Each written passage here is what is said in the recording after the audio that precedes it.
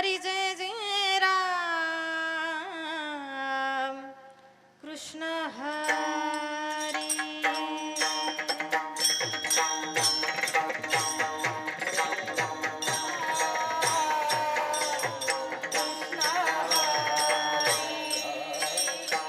हरि जय जय राम कृष्ण हरि।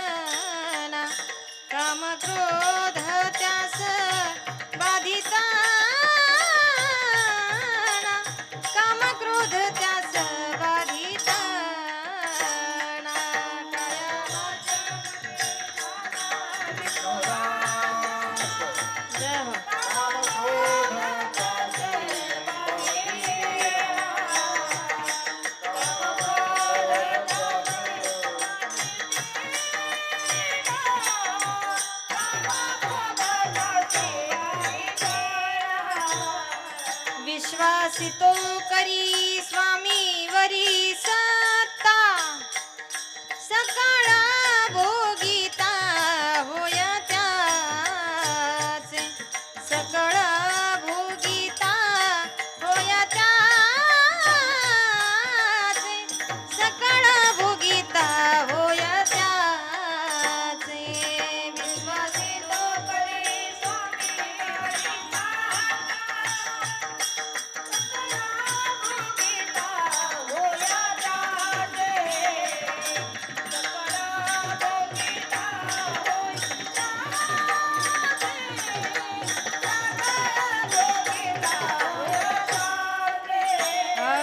तुका म्हणे चित्त करावे निर्माण येवोनी गोपाळ राहे तेथे येवोनी गोपाळ राहे तेथे येवोनी गोपाळ राहे तेथे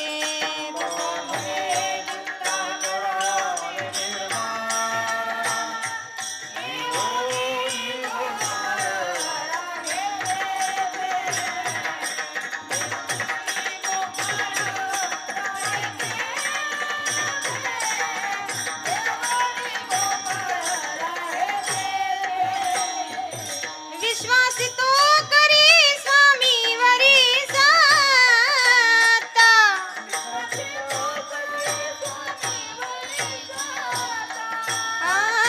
विश्वासितो करी स्वामी वरी सत्ता सकळ भोगिता होया त्याचे सकळ भोगिता होया त्याचे सकळ भोगिता होया त्याचे विश्वासितो करी स्वामी वरी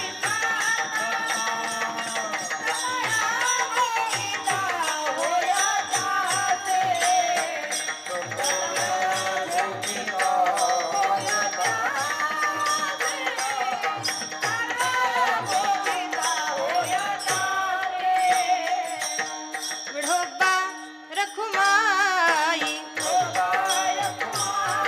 विठोबा रखुमाई विठोबा रखुमाई विठोबा रखुमाई विठोबा रखुमाई विठोबा रखुमाई विठोबा रखुमाई विठोबा रखुमाई विठोबा रखुमाई विठोबा रखुमाई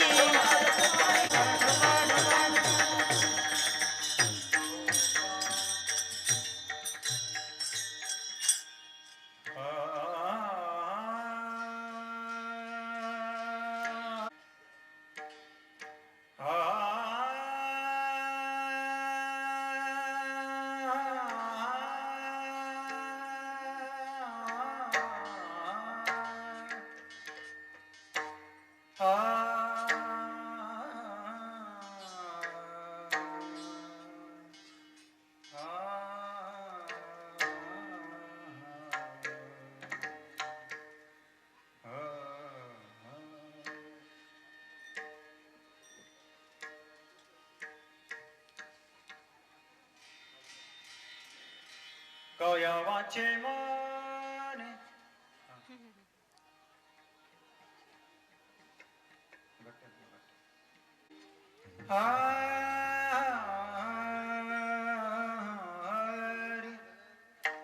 काया वाचा माने झाला विष्णुदास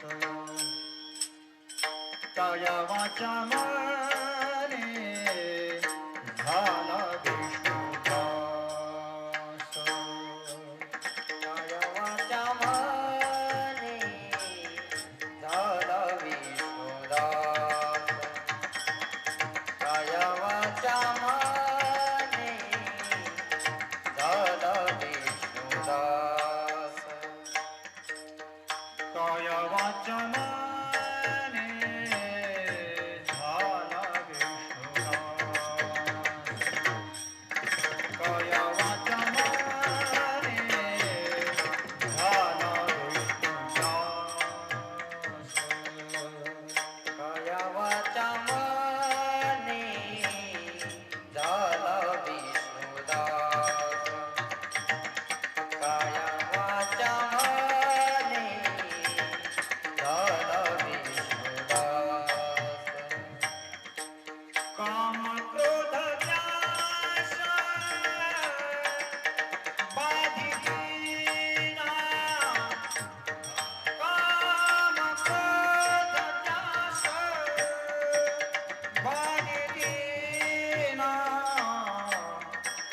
विश्वास तुकारी स्वामी वरी विश्वास तुकारी स्वामी वरी काम क्रोध ज्ञास बाधिता काम क्रोध ज्ञान बाधितीन विश्वास तो करी स्वामी वरी सत्ता विश्वास तो करी स्वामी वरी सत्ता काय वाचा मने झाला विष्णुदास काय वाचा मने झाला विष्णुदास काय वाचा मने झाला विष्णुदास काय वाचा मने झाला विष्णुदास काम क्रोध ज्ञास बाधितेना काम क्रोध ज्ञाशी बाधितेना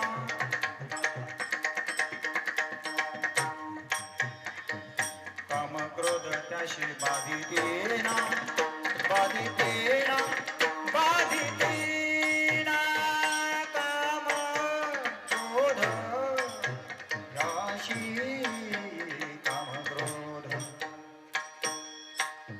काम क्रोध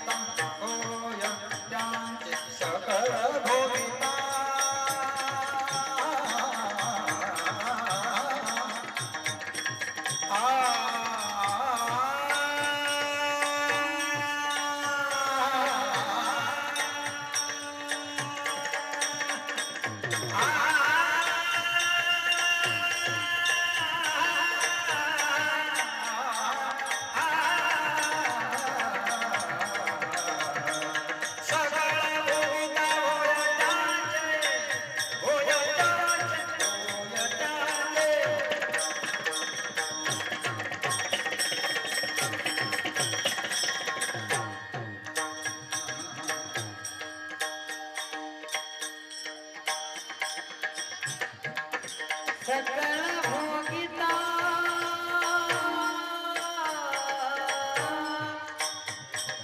सकळ भोगिता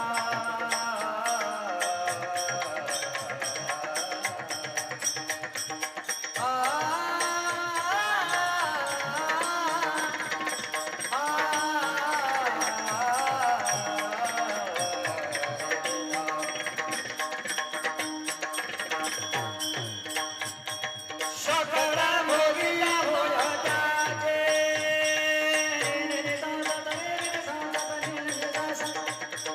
गमपदिता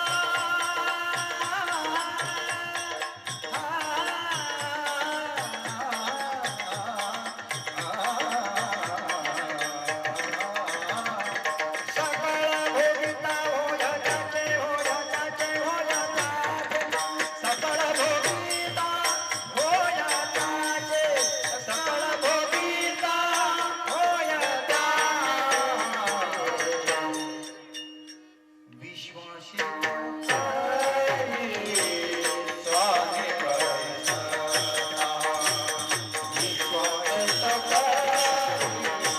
स्वामी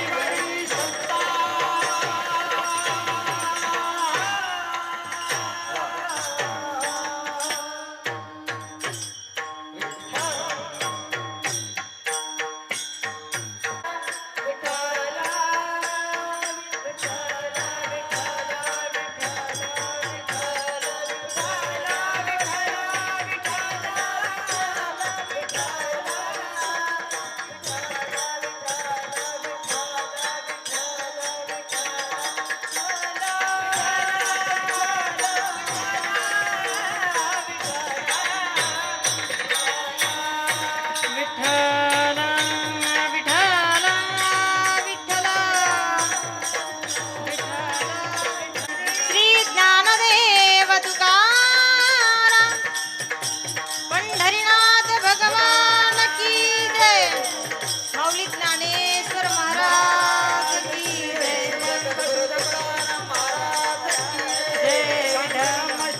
एकनाथ महाराज की जय साईनाथ बाबा की जय विठ्ठल विठ्ठल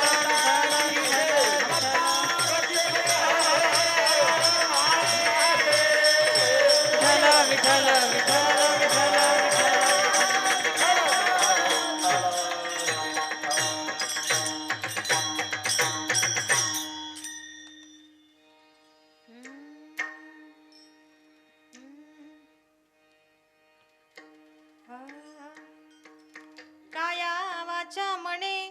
काया वाचा मने झाला विष्णुदास काया वाचा मने झाला विष्णुदास काम क्रोध त्यास बाधितना विश्वासितो करी स्वामीवरी सत्ता सकळ भोगिता होय त्याचे तुका म्हणे चित्त करावे निर्माळ तुका म्हणे चित्त करावे निर्माळ येवोनी गोपाळ राहे तेथे विश्वासितो करी स्वामीवरी सत्ता सकळ भोगिता होय त्याचे पांडुरंगा करू प्रथमान मना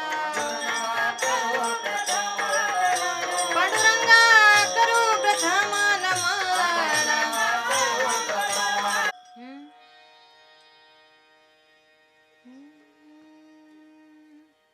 पांडुरंगा करू प्रथम नमन दुसरे चरण संताची या त्यांच्या कृपादाने कथेचा विस्तारू बाबाजी सद्गुरु दास तुका समचरण सरोजम सांद्रणीला बुदाबम जगणनीत पाणिं मंडनं मंडनाना तरुण तुलसी माला कंदरं कंजनेत्रं सदैधवलहासं विठ्ठलं चिन्तयामि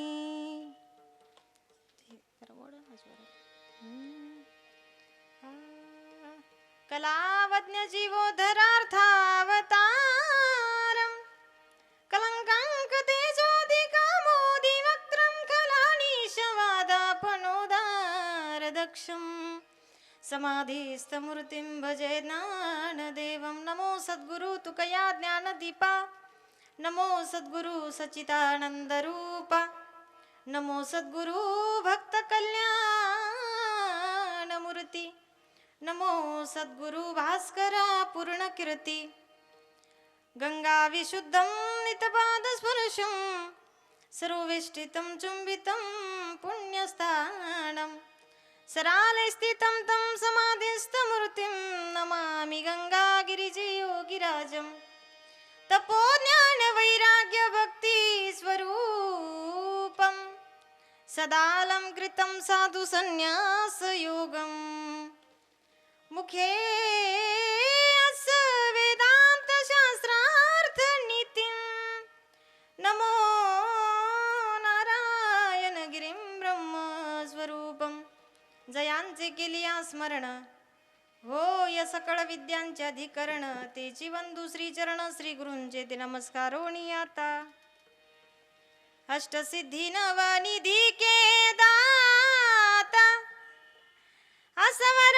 दीन जानकी माता राम रसायन तुमरे पासा सदा रहो रघुपति के दासा राम लक्ष्मण जानकी जय बोलो हनुमान की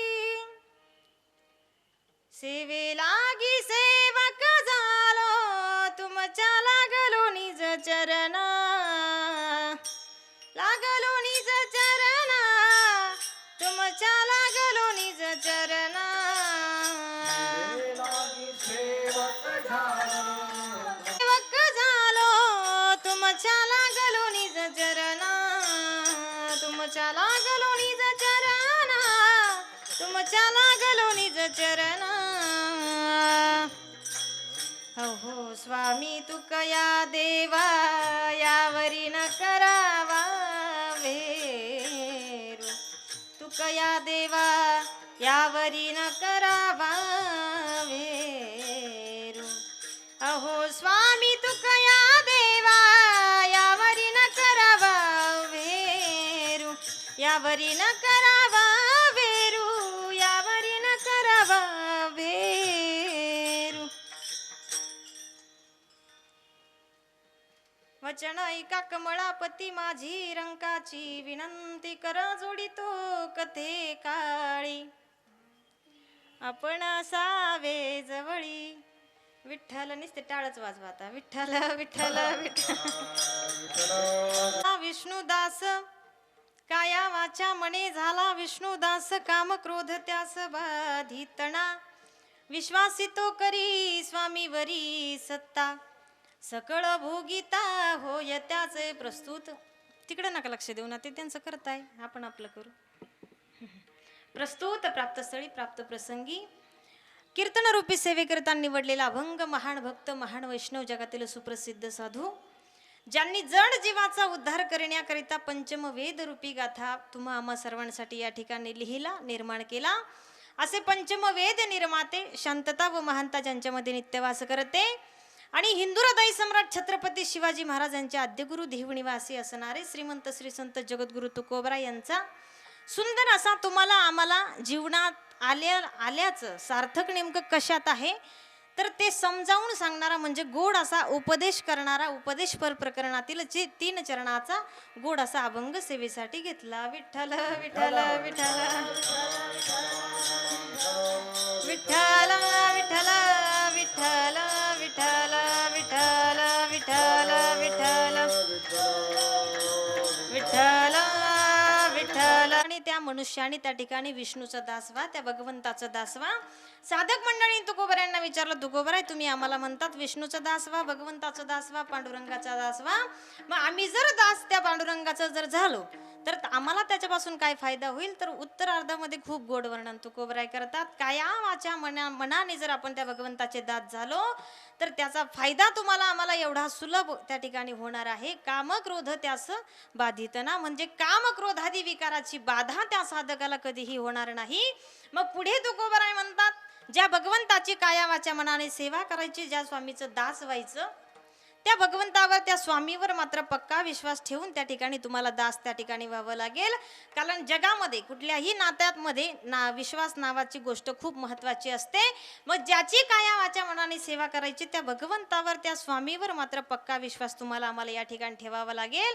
मग पक्का विश्वास जर ठेवला, साधक मंडळी तुकोबरायांना म्हणताय, तुकोबराय पक्का विश्वास ठेवून आम्ही काया वाचा मनाने त्या भगवंताचे दास झालो तर त्याच्यापासून आम्हाला काय फायदा, तर तुकोबराय म्हणतात सकळ भोगिता होय त्याचे. म्हणजे त्या भगवंताचं जेवढं काही ऐश्वर्य आहे, जेवढं काही वैभव आहे, त्या वैभवाचा ऐश्वर्याचा भोगता तो साधक त्या ठिकाणी बनतो. मग आता पुढे तुकोबराय म्हणतात की काया वाचा मनाने त्या भगवंताचं दास व्हायचं, विश्वास त्या स्वामीवर ठेवायचा, त्या भगवंताचे, त्या देवाचे सगळे भोग, सगळं ऐश्वर्य त्या ठिकाणी त्या साधकाला भोगायचं आहे. पण मग त्या भगवंताचं, त्या विष्णूचं, त्या पांडुरंगाचं, विठ्ठलाचं भजन मात्र निर्मळ चित्ताने करा, अशी विशेष टीप शेवटच्या चरणात तुकोबराय देतात. विकाररहित मन करून त्या भगवंताचं भजन करा, जेणेकरून काय होईल, येवो नि गोपाळ राहे तेथे. तर त्या ठिकाणी साक्षात भगवंत येऊन त्या ठिकाणी वस्ती करतो, आपल्या मनामध्ये त्या ठिकाणी येऊन विराजमान होईल. अशा साध्या सरळ अर्थाचा 3 चरणाचा अभंग. विठ्ठल विठ्ठल.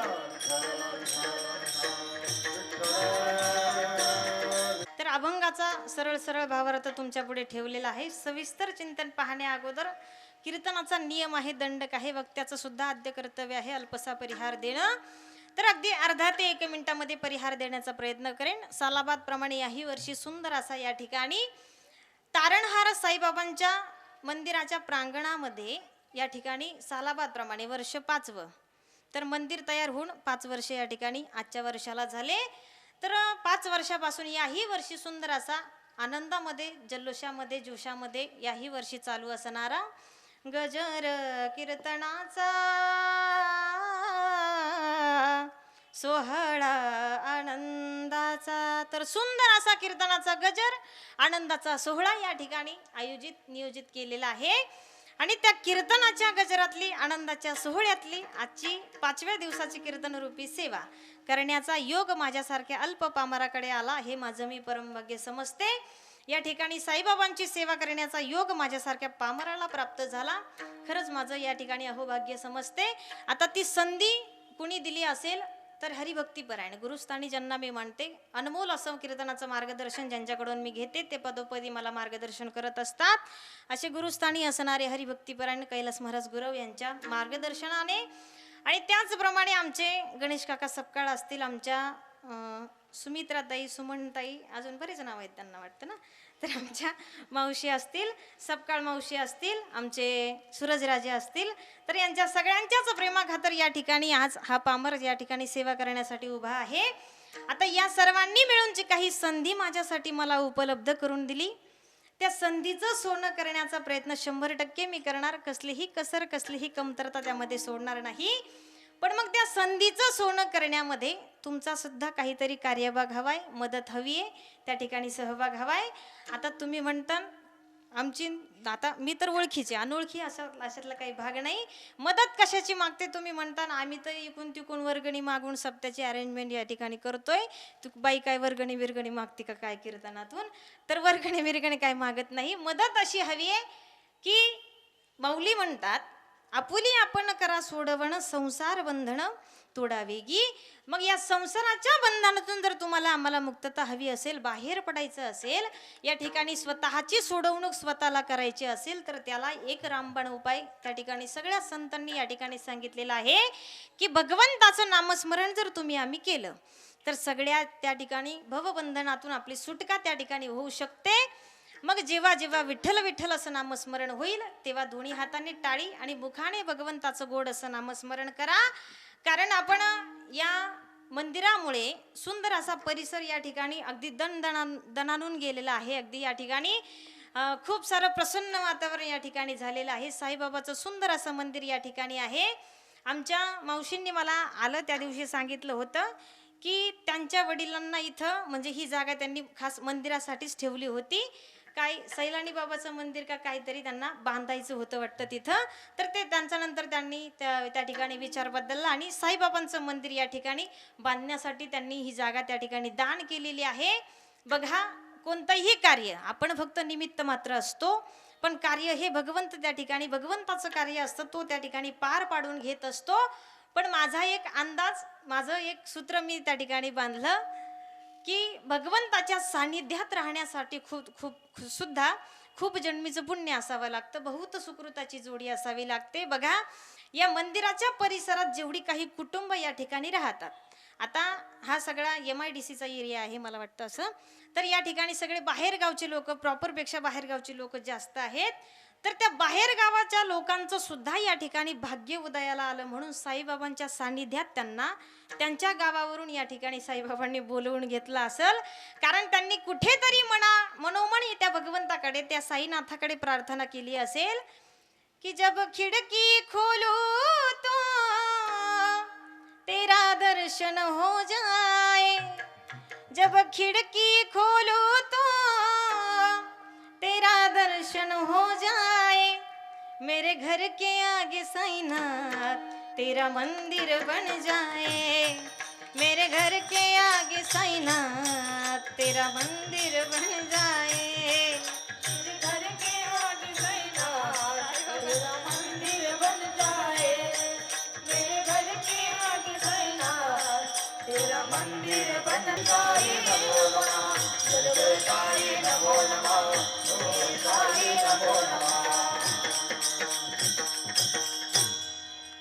तर या मंदिराच्या सानिध्यात राहणाऱ्या या ठिकाणी ग्रामस्थांची, या परिसरात जेवढी काही या ठिकाणी कुटुंब राहतात, यांनी सुद्धा कधीतरी मनोमन त्या भगवंताकडे प्रार्थना केली असेल की देवा साईनाथा, जब खिड़की खोलू तो तेरा दर्शन हो जाए, मेरे घर के आगे साईनाथ तेरा मंदिर बन जाए. तर भगवंताने त्यांची ती इच्छा जाणली असावी आणि सुंदर असं साईनाथांचं मंदिर या ठिकाणी तुम्ही या ठिकाणी उभारलं, स्थापन केलं. बघा, मंदिर नुसतं बांधायला सुद्धा महत्त्व नसतं, बांधायला महत्त्व नसतं, त्याचं जे काही देव कार्य आहे, त्याची काही जी दोन्ही टाईम पूजा अर्चा असेल, दिवाबत्ती असेल, ती सुद्धा त्या ठिकाणी नियमाप्रमाणे झाली पाहिजे. तर सुंदर असं आमचं या ठिकाणी सपकाळ कुटुंब त्या मंदिराची काळजी घेतं. अजून काही त्यामागे पुजारी मंडळी जी असतील, जे साईनाथांची त्या ठिकाणी सेवेमध्ये हजर असतील, त्यांचे सगळ्यांचे मनस्वी आभार या ठिकाणी व्यक्त करते. आता या सगळ्यांनी मिळून जी काही संधी माझ्यासाठी मला उपलब्ध करून दिली, त्या संधीचं सोनं मी करणार. फक्त जेव्हा जेव्हा विठ्ठल विठ्ठल असं नामस्मरण होईल, तेव्हा दोन्ही हाताने टाळी, मुखाने गोड असं त्या भगवंताचं नामस्मरण करा. कारण विनंती फक्त मीच करते, अशातला काही भाग नाही. जगद्गुरु तुकोबराय सुद्धा म्हणतात, लागून या पाया विनवितो तुम्हाला, करे टाळी बोला मुखी नाम. एवढी विनंती का करतात, तर त्याच अभंगामध्ये पुढे जाऊन सांगतात, त्या प्रमाणाचा जर बारीक विचार आम्ही या ठिकाणी केला, तर स्वतःचं मोठेपण बाजूला सारून तुकोबराय तुमच्या आमच्या सर्वसामान्य जीवाच्या अगदी पायाला लागून विनंती करतात. तेवढी पात्रता आपली नाही की जगद्गुरु तुकोबरायांसारख्या तुमच्या आमच्या सारख्या संतांनी तुमच्या आमच्या सर्वसामान्य जीवाच्या पायाला लागावं. पण तरीही स्वतःचं मोठेपण बाजूला सारून अगदी तळमळ कळकळ हळहळ या ठिकाणी व्यक्त करतात. का व्यक्त करतात, तर त्याच अभंगामध्ये पुढे जाऊन म्हणतात की हा सुख सोहळा स्वर्गी नाही, तर हा सुख सोहळा, या कीर्तनाचा आनंद, भक्तीचं सुख स्वर्गातल्या देवांना सुद्धा या ठिकाणी घेता येत नाही, उपभोगता येत नाही. आणि त्यामध्ये दुग्ध शर्करा योग असा की याची देही घडे देवाचे भजन आणि कहे ज्ञान नाही कोटी. सुंदर पवित्र पावन असं वातावरण या ठिकाणी आहे. शिवाय मनुष्य देहामध्ये तुम्ही आम्ही सर्वजण या ठिकाणी बसलेलो आहोत. तर जेव्हा जेव्हा विठ्ठल विठ्ठल असं नामस्मरण होईल, दोन्ही हाताने टाळी, मुखाने गोड असं भगवंताचं नामस्मरण. आता एवढी कळकळीची विनंती मी का करते, आता विशेष काही परमार्थाच्या बाबतीत विशेष काही टिप्पणी तुम्हाला मला सांगण्याची या ठिकाणी गरज वाटत नाही. कारण नाथबाबांचा परिसर आहे, नाथबाबांच्या सानिध्यात राहिलेली तुम्ही मंडळी आहात. तर परमार्थ कसा करावा याची विशेष काही तुम्हाला या ठिकाणी सांगण्याची मला गरज वाटत नाही. पण एक तरी त्याच्यातलं एक विशेष सांगून जाईल की या धर्ममंडपापर्यंत यायला सुद्धा खूप जन्मीचं पुण्य असावं लागतं. ज्याने काहीतरी पुण्य करून ठेवलेलं आहे, ज्याचा काहीतरी पुण्याचा साठा आहे, तोच मनुष्य या ठिकाणी येऊन मृदंग वाजवू शकतो, तोच मनुष्य या ठिकाणी टाळ घेऊन उभं राहू शकतो, तोच या ठिकाणी गादीवर उभं राहू शकतो, तोच या ठिकाणी गायन करू शकतो. आणि तोच ज्याचं काहीतरी पुण्य शिल्लक आहे, तोच मनुष्य या ठिकाणी कीर्तन श्रवण करण्यासाठी बसू शकतो. माऊली म्हणतात, बहुत सुकृताची जोडी म्हणून विठ्ठली आवडी, तर तो विठ्ठल आवडायला, विठ्ठलाची भक्ती करायला सुद्धा खूप जन्मीचं पुण्य असावं लागतं. एक सुफी संत खूप गोड त्याचं वर्णन करतात बघा. नमस्तो की बस्ती में आता है कोई कोई, आता है कोई कोई, रोते हैं सारी दुनिया में, गाता है कोई कोई, गाता है कोई कोई, इन मस्तों की बस्ती में, रंग रलियों की गलियों में सब लोग भटकते हैं, प्रभु प्रेम की लहर में जाता है कोई कोई, इन मस्तों की बस्ती में. तर इन मस्तों की बस्ती में आता है कोई कोई, रोते हैं सारी दुनिया में, गाता है कोई कोई, आणि प्रभु प्रेम की लहर में जाता है कोई कोई. मग कोई कोई कोण जाता है, तर माऊली म्हणतात बहुत सुकृताची जोडी. म्हणून विठ्ठली आवडी, ज्याचं काहीतरी पुण्याचा साठा आहे तोच मनुष्य धर्म मंडपापर्यंत येऊ शकतो. असो, जास्त काही विश्लेषण त्याचं मी करणार नाही. उर्वरित अभंगाचा भावार्थ आपल्याला या ठिकाणी पाहण्याचा प्रयत्न करायचा आहे, सविस्तर चिंतन पाहायचं आहे. आता परत एकदा जेव्हा जेव्हा विठ्ठल विठ्ठल नामस्मरण, तेव्हा दोन्ही हाताने टाळी, मुखाने गोड असं भगवंताचं नामस्मरण. मस्तक हे पायावरी, हो मस्तक हे पायावरी, वार करी संताच्या, वार करी संताच्या,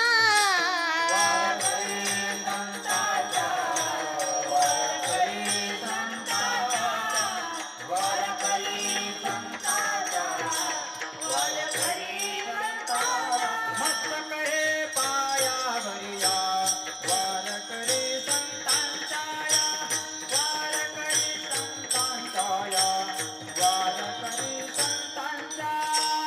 मस्तक हे पायावरिया, वार करी संताचा वार करी संताचा, संतांच्या, वार करी संतांच्या. मस्तक हे पायावरी, वार करी संताच्या. तर सेवेकरता निवडलेला अभंग जगद्गुरु तुकोबरायांचा असून उपदेश पर प्रकरणातील 3 चरणाचा उत्कृष्ट गोड असा अभंग सेवेसाठी आपण घेतला.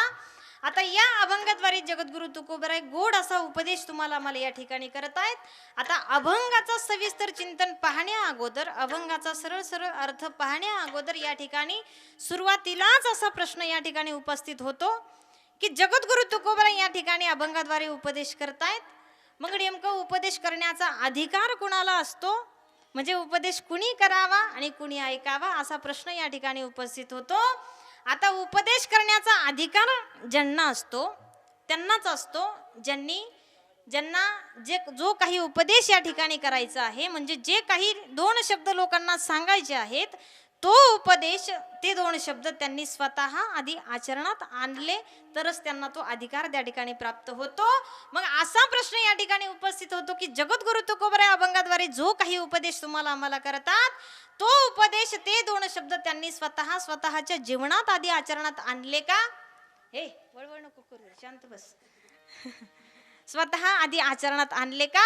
तर असा प्रश्न या ठिकाणी तुम्ही आम्ही उपस्थित जर केला, तर याचं उत्तर जर आम्ही जर शोधलं, तर यामध्ये तीळ मात्र शंका उरणार नाही की जगद्गुरु तुकोबराय जो काही उपदेश अभंगाद्वारे तुम्हाला आम्हाला करतात, तो त्यांनी स्वतः आधी आचरणात आणलेला आहे. कारण जगद्गुरु तुकोबराय हे या ठिकाणी या भूमंडळावर एक आगळे वेगळे संत या ठिकाणी होऊन गेलेले आहेत.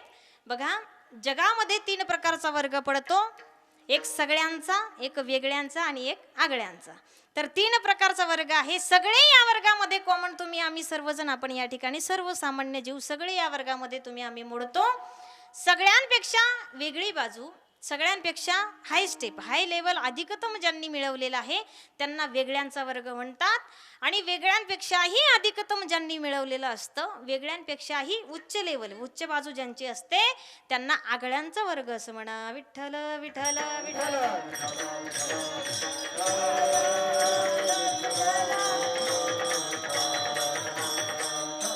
तर सगळे या वर्गामध्ये कॉमन तुम्ही आम्ही आपण सर्वजण मोडतो का? तर या भूमंडळावर मानव देहाने मानव रूपाने जो कोणी जन्माला येतो त्याला सगळ्या वस्तू सारख्याच लागतात. या पृथ्वीचं दुसरं नाव आहे अवनी. अवनी या शब्दाचा लॉंग फॉर्म असा होतो की अन्न वस्त्र आणि निवारा. अन्न वस्त्र निवारा या मानवाच्या मूलभूत गरजा आहेत, त्या तुम्हाला आम्हाला आपल्याला सगळ्यांना सारख्याच लागतात. म्हणून सगळे या वर्गामध्ये कॉमन तुम्ही आम्ही आपण सर्वसामान्य जीव या ठिकाणी मिळतो. आता ही झाली सगळे या शब्दाची व्याख्या. आता वेगळं नेमकं कुणाला म्हणायचं, तर वेगळ्याचं उदाहरण जर तुम्हाला आम्हाला या ठिकाणी घ्यायचं ठरलं तर वारकरी हा एकादशीच्या दिवशी तो सगळा नसून तो कसा असतो, वेगळा असतो. सगळे जे असतात त्यांना कसलाही गम नसतो, कसलाही पस्तावा नसतो. अगदी राक्षसासारखं एकादशीच्या दिवशी सुद्धा ते अन्न ग्रहण करतात, जेवण करतात. त्यांना काहीही त्या ठिकाणी ते एकादशीच्या दिवसाचं पांडुरंगाचं विठ्ठलाचं काहीही घेणं देणं त्या ठिकाणी नसतं. परंतु वारकरी मात्र एकादशीच्या दिवशी दिवसभर अखंड त्या पांडुरंग परमात्म्याच्या नावाने उपवास धरतो, उपवास पकडतो. जे मिळेल ते त्या ठिकाणी शक्य होईल ते अन्न त्या ठिकाणी फराळ ग्रहण करतो. नाही भेटलं तरी निरंकार राहण्याची सुद्धा तयारी त्या वारकऱ्याची त्या ठिकाणी असते. कामाच्या धांदलमध्ये दिवसभर नाही जमलं तरी संध्याकाळी 2 तास 1 तास त्याला जेवढा वेळ जमेल तेवढा वेळ तो वारकरी हरिपाठ घेतो. भजनाला त्या ठिकाणी थोडा वेळ का होईना पण वारकरी हात जातो. अर्थात वारकरी हा एकादशीच्या दिवशी तो सगळा नसून तो कसा असतो, वेगळा असतो. आता हे झालं सगळ्यांचं आणि वेगळ्यांचं. आता आगळं कुणाला म्हणायचं, तर जगामध्ये क्वचितच एखादं व्यक्तिमत्व तुम्हाला असं आगळं आणि वेगळं पाहायला मिळेल, ते म्हणजे जगद्गुरु तुकोबरायांसारखे संत. विठ्ठल विठ्ठल.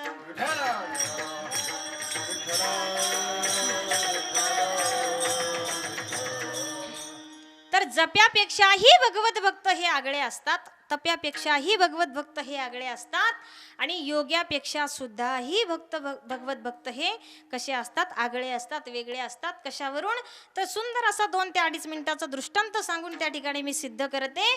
जेव्हा निवृत्ती ज्ञानदेव, सोपान आणि मुक्ताबाई ही 4ही भावंड जेव्हा अलंकापुरीवरून म्हणजे आळंदीवरून पैठणला शुद्धीपत्र आणण्यासाठी त्या ठिकाणी येत होते. आता पहिला प्रवास अगदी पायी प्रवास असायचा, वाहनांची व्यवस्था त्या काळी नव्हती.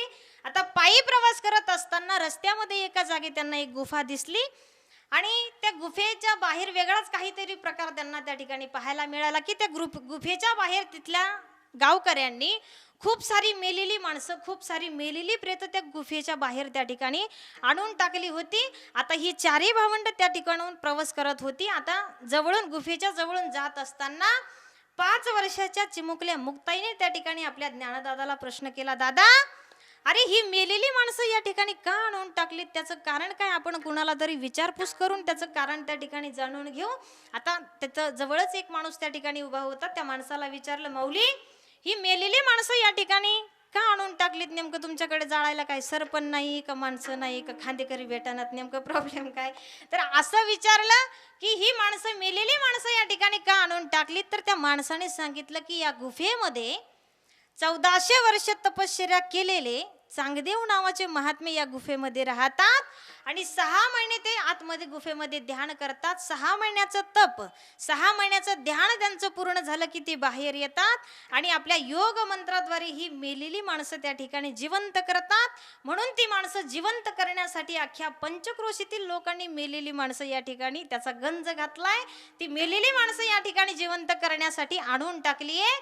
आता असा त्या माणसाचं बोलणं, असा वृत्तांत ऐकल्यानंतर 5 वर्षाची चिमुकली मुक्ताई म्हणते, दादा अरे मेलेली माणसं जिवंत करण्यासाठी 6 महिन्याचं तप करावं लागतं, त्याच्यात विशेष असं काहीच नाही. 5 वर्षाच्या चिमुकल्या मुक्ताईने अगदी जवळच पडलेलं कुत्र्याचं हाड घेतलं, ते अगदी उचललं सहज रीतीने, त्या सगळ्या प्रेतावरून त्या ठिकाणी ओवाळून टाकलं. चमत्कार त्या ठिकाणी असा झाला की सगळीच्या सगळी प्रेत त्या ठिकाणी उठून बसली, नमस्कार केला आणि आपापल्या घरी ती निघून गेली. मला सांगायचं काय, जेव्हा चांगदेव महाराज गुफेच्या बाहेर आले, पाहतात तर एक सुद्धा मेलेला माणूस त्या ठिकाणी नव्हता. मी दरवेळेस 6 महिन्याचं तप पूर्ण झाल्यानंतर जेव्हा बाहेर येतो तेव्हा अगदी या ठिकाणी बसायला सुद्धा जागा नसते, उभं राहायला जागा नसते, एवढी गर्दी मेलेल्या माणसांची या ठिकाणी असते. आणि आज असा काही चमत्कार झाला की एक सुद्धा मेलेला माणूस या ठिकाणी नाही. नेमकं माझ्या या ठिकाणी मला कॉम्पिटिशन करायला या ठिकाणी कुणी आला का काय असं विचारलं तर चांगदेव महाराजांना त्याच माणसाने सांगितलं, महाराज एक निवृत्ती ज्ञानदेव सोपान आणि मुक्ताबाई या नावाची 4 भावंड या ठिकाणी आली होती आणि त्या भावंडापैकी जी 5 वर्षाची चिमुकली मुक्ताई नावाची मुलगी होती तिने सगळी जिवंत ही या ठिकाणी मेलेली माणसं जिवंत केली. अर्थात चांगदेव महाराजांचा त्या ठिकाणी गर्वहरण झाला. म्हणजे 1400 वर्ष तपश्चर्या केलेले चांगदेव महाराज एका भगवत भक्तापुढे म्हणजे 5 वर्षाच्या चिमुकल्या मुक्ताई पुढे त्या ठिकाणी कमजोर ठरले, फिके पडले. अर्थात भगवत भक्त हे कसे असतात, जप्यापेक्षा योग्यापेक्षा आणि ज्ञानापेक्षा सुद्धा कसे असतात, आगळे असतात, वेगळे असतात. विठ्ठल विठ्ठल.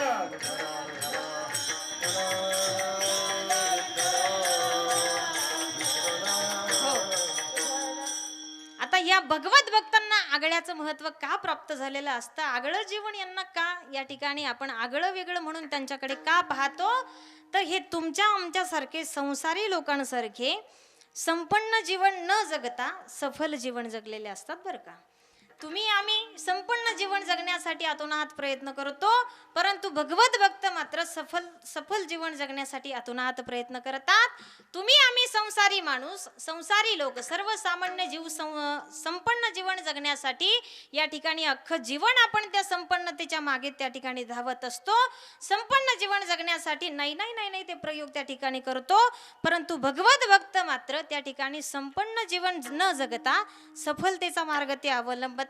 सफल जीवन जगण्यासाठी त्या ठिकाणी अतोनात जीवनभर शेवटच्या श्वासापर्यंत प्रयत्न करत असतात. आता तुम्ही म्हणता की ताईलई म्हणते की संपन्न जीवन जगण्यासाठी तुम्ही आम्ही या ठिकाणी प्रयत्न करतो. आता संपन्न आणि सफल एवढं तुम्हाला काही त्या ठिकाणी एवढं शब्दशः अर्थ त्याचा समजला नसेल, तर संपन्न जीवन जगण्यासाठी तुम्ही आम्ही प्रयत्न करतो म्हणजे नेमकं काय करतो, तर गावामध्ये कुणाचंही घर नसेल असं भारीतलं भारी घर बांधण्याचा प्रयत्न तुम्ही आम्ही करतो. गावामध्ये कुणाकडेही नसेल अशी भारीतली भारी गाडी घेण्याचं स्वप्न तुम्ही आम्ही या ठिकाणी पाहतो. गावामध्ये कुणीही एवढा भारी मोबाईल वापरला नसेल तेवढा भारी मोबाईल आपण घेण्याचा प्रयत्न करतो. अर्थात काय करतो, तर संपन्न जीवन जगण्यासाठी तुम्ही आम्ही या ठिकाणी अतोनात प्रयत्न करतो. अगदी हेच मीच काय तर साधू संतांनी सुद्धा अगदी खूप वर्षापूर्वी त्या ठिकाणी आताच्या संसारी लोकांची गत त्या ठिकाणी सांगून ठेवली आहे की संपन्न जीवन जगण्यासाठी माणूस किती प्रयत्न करतो, तर वाढावे संतान गृही भावे धन धान्य, गृही भावे धन धान्य, गृही भावे धन धान्य.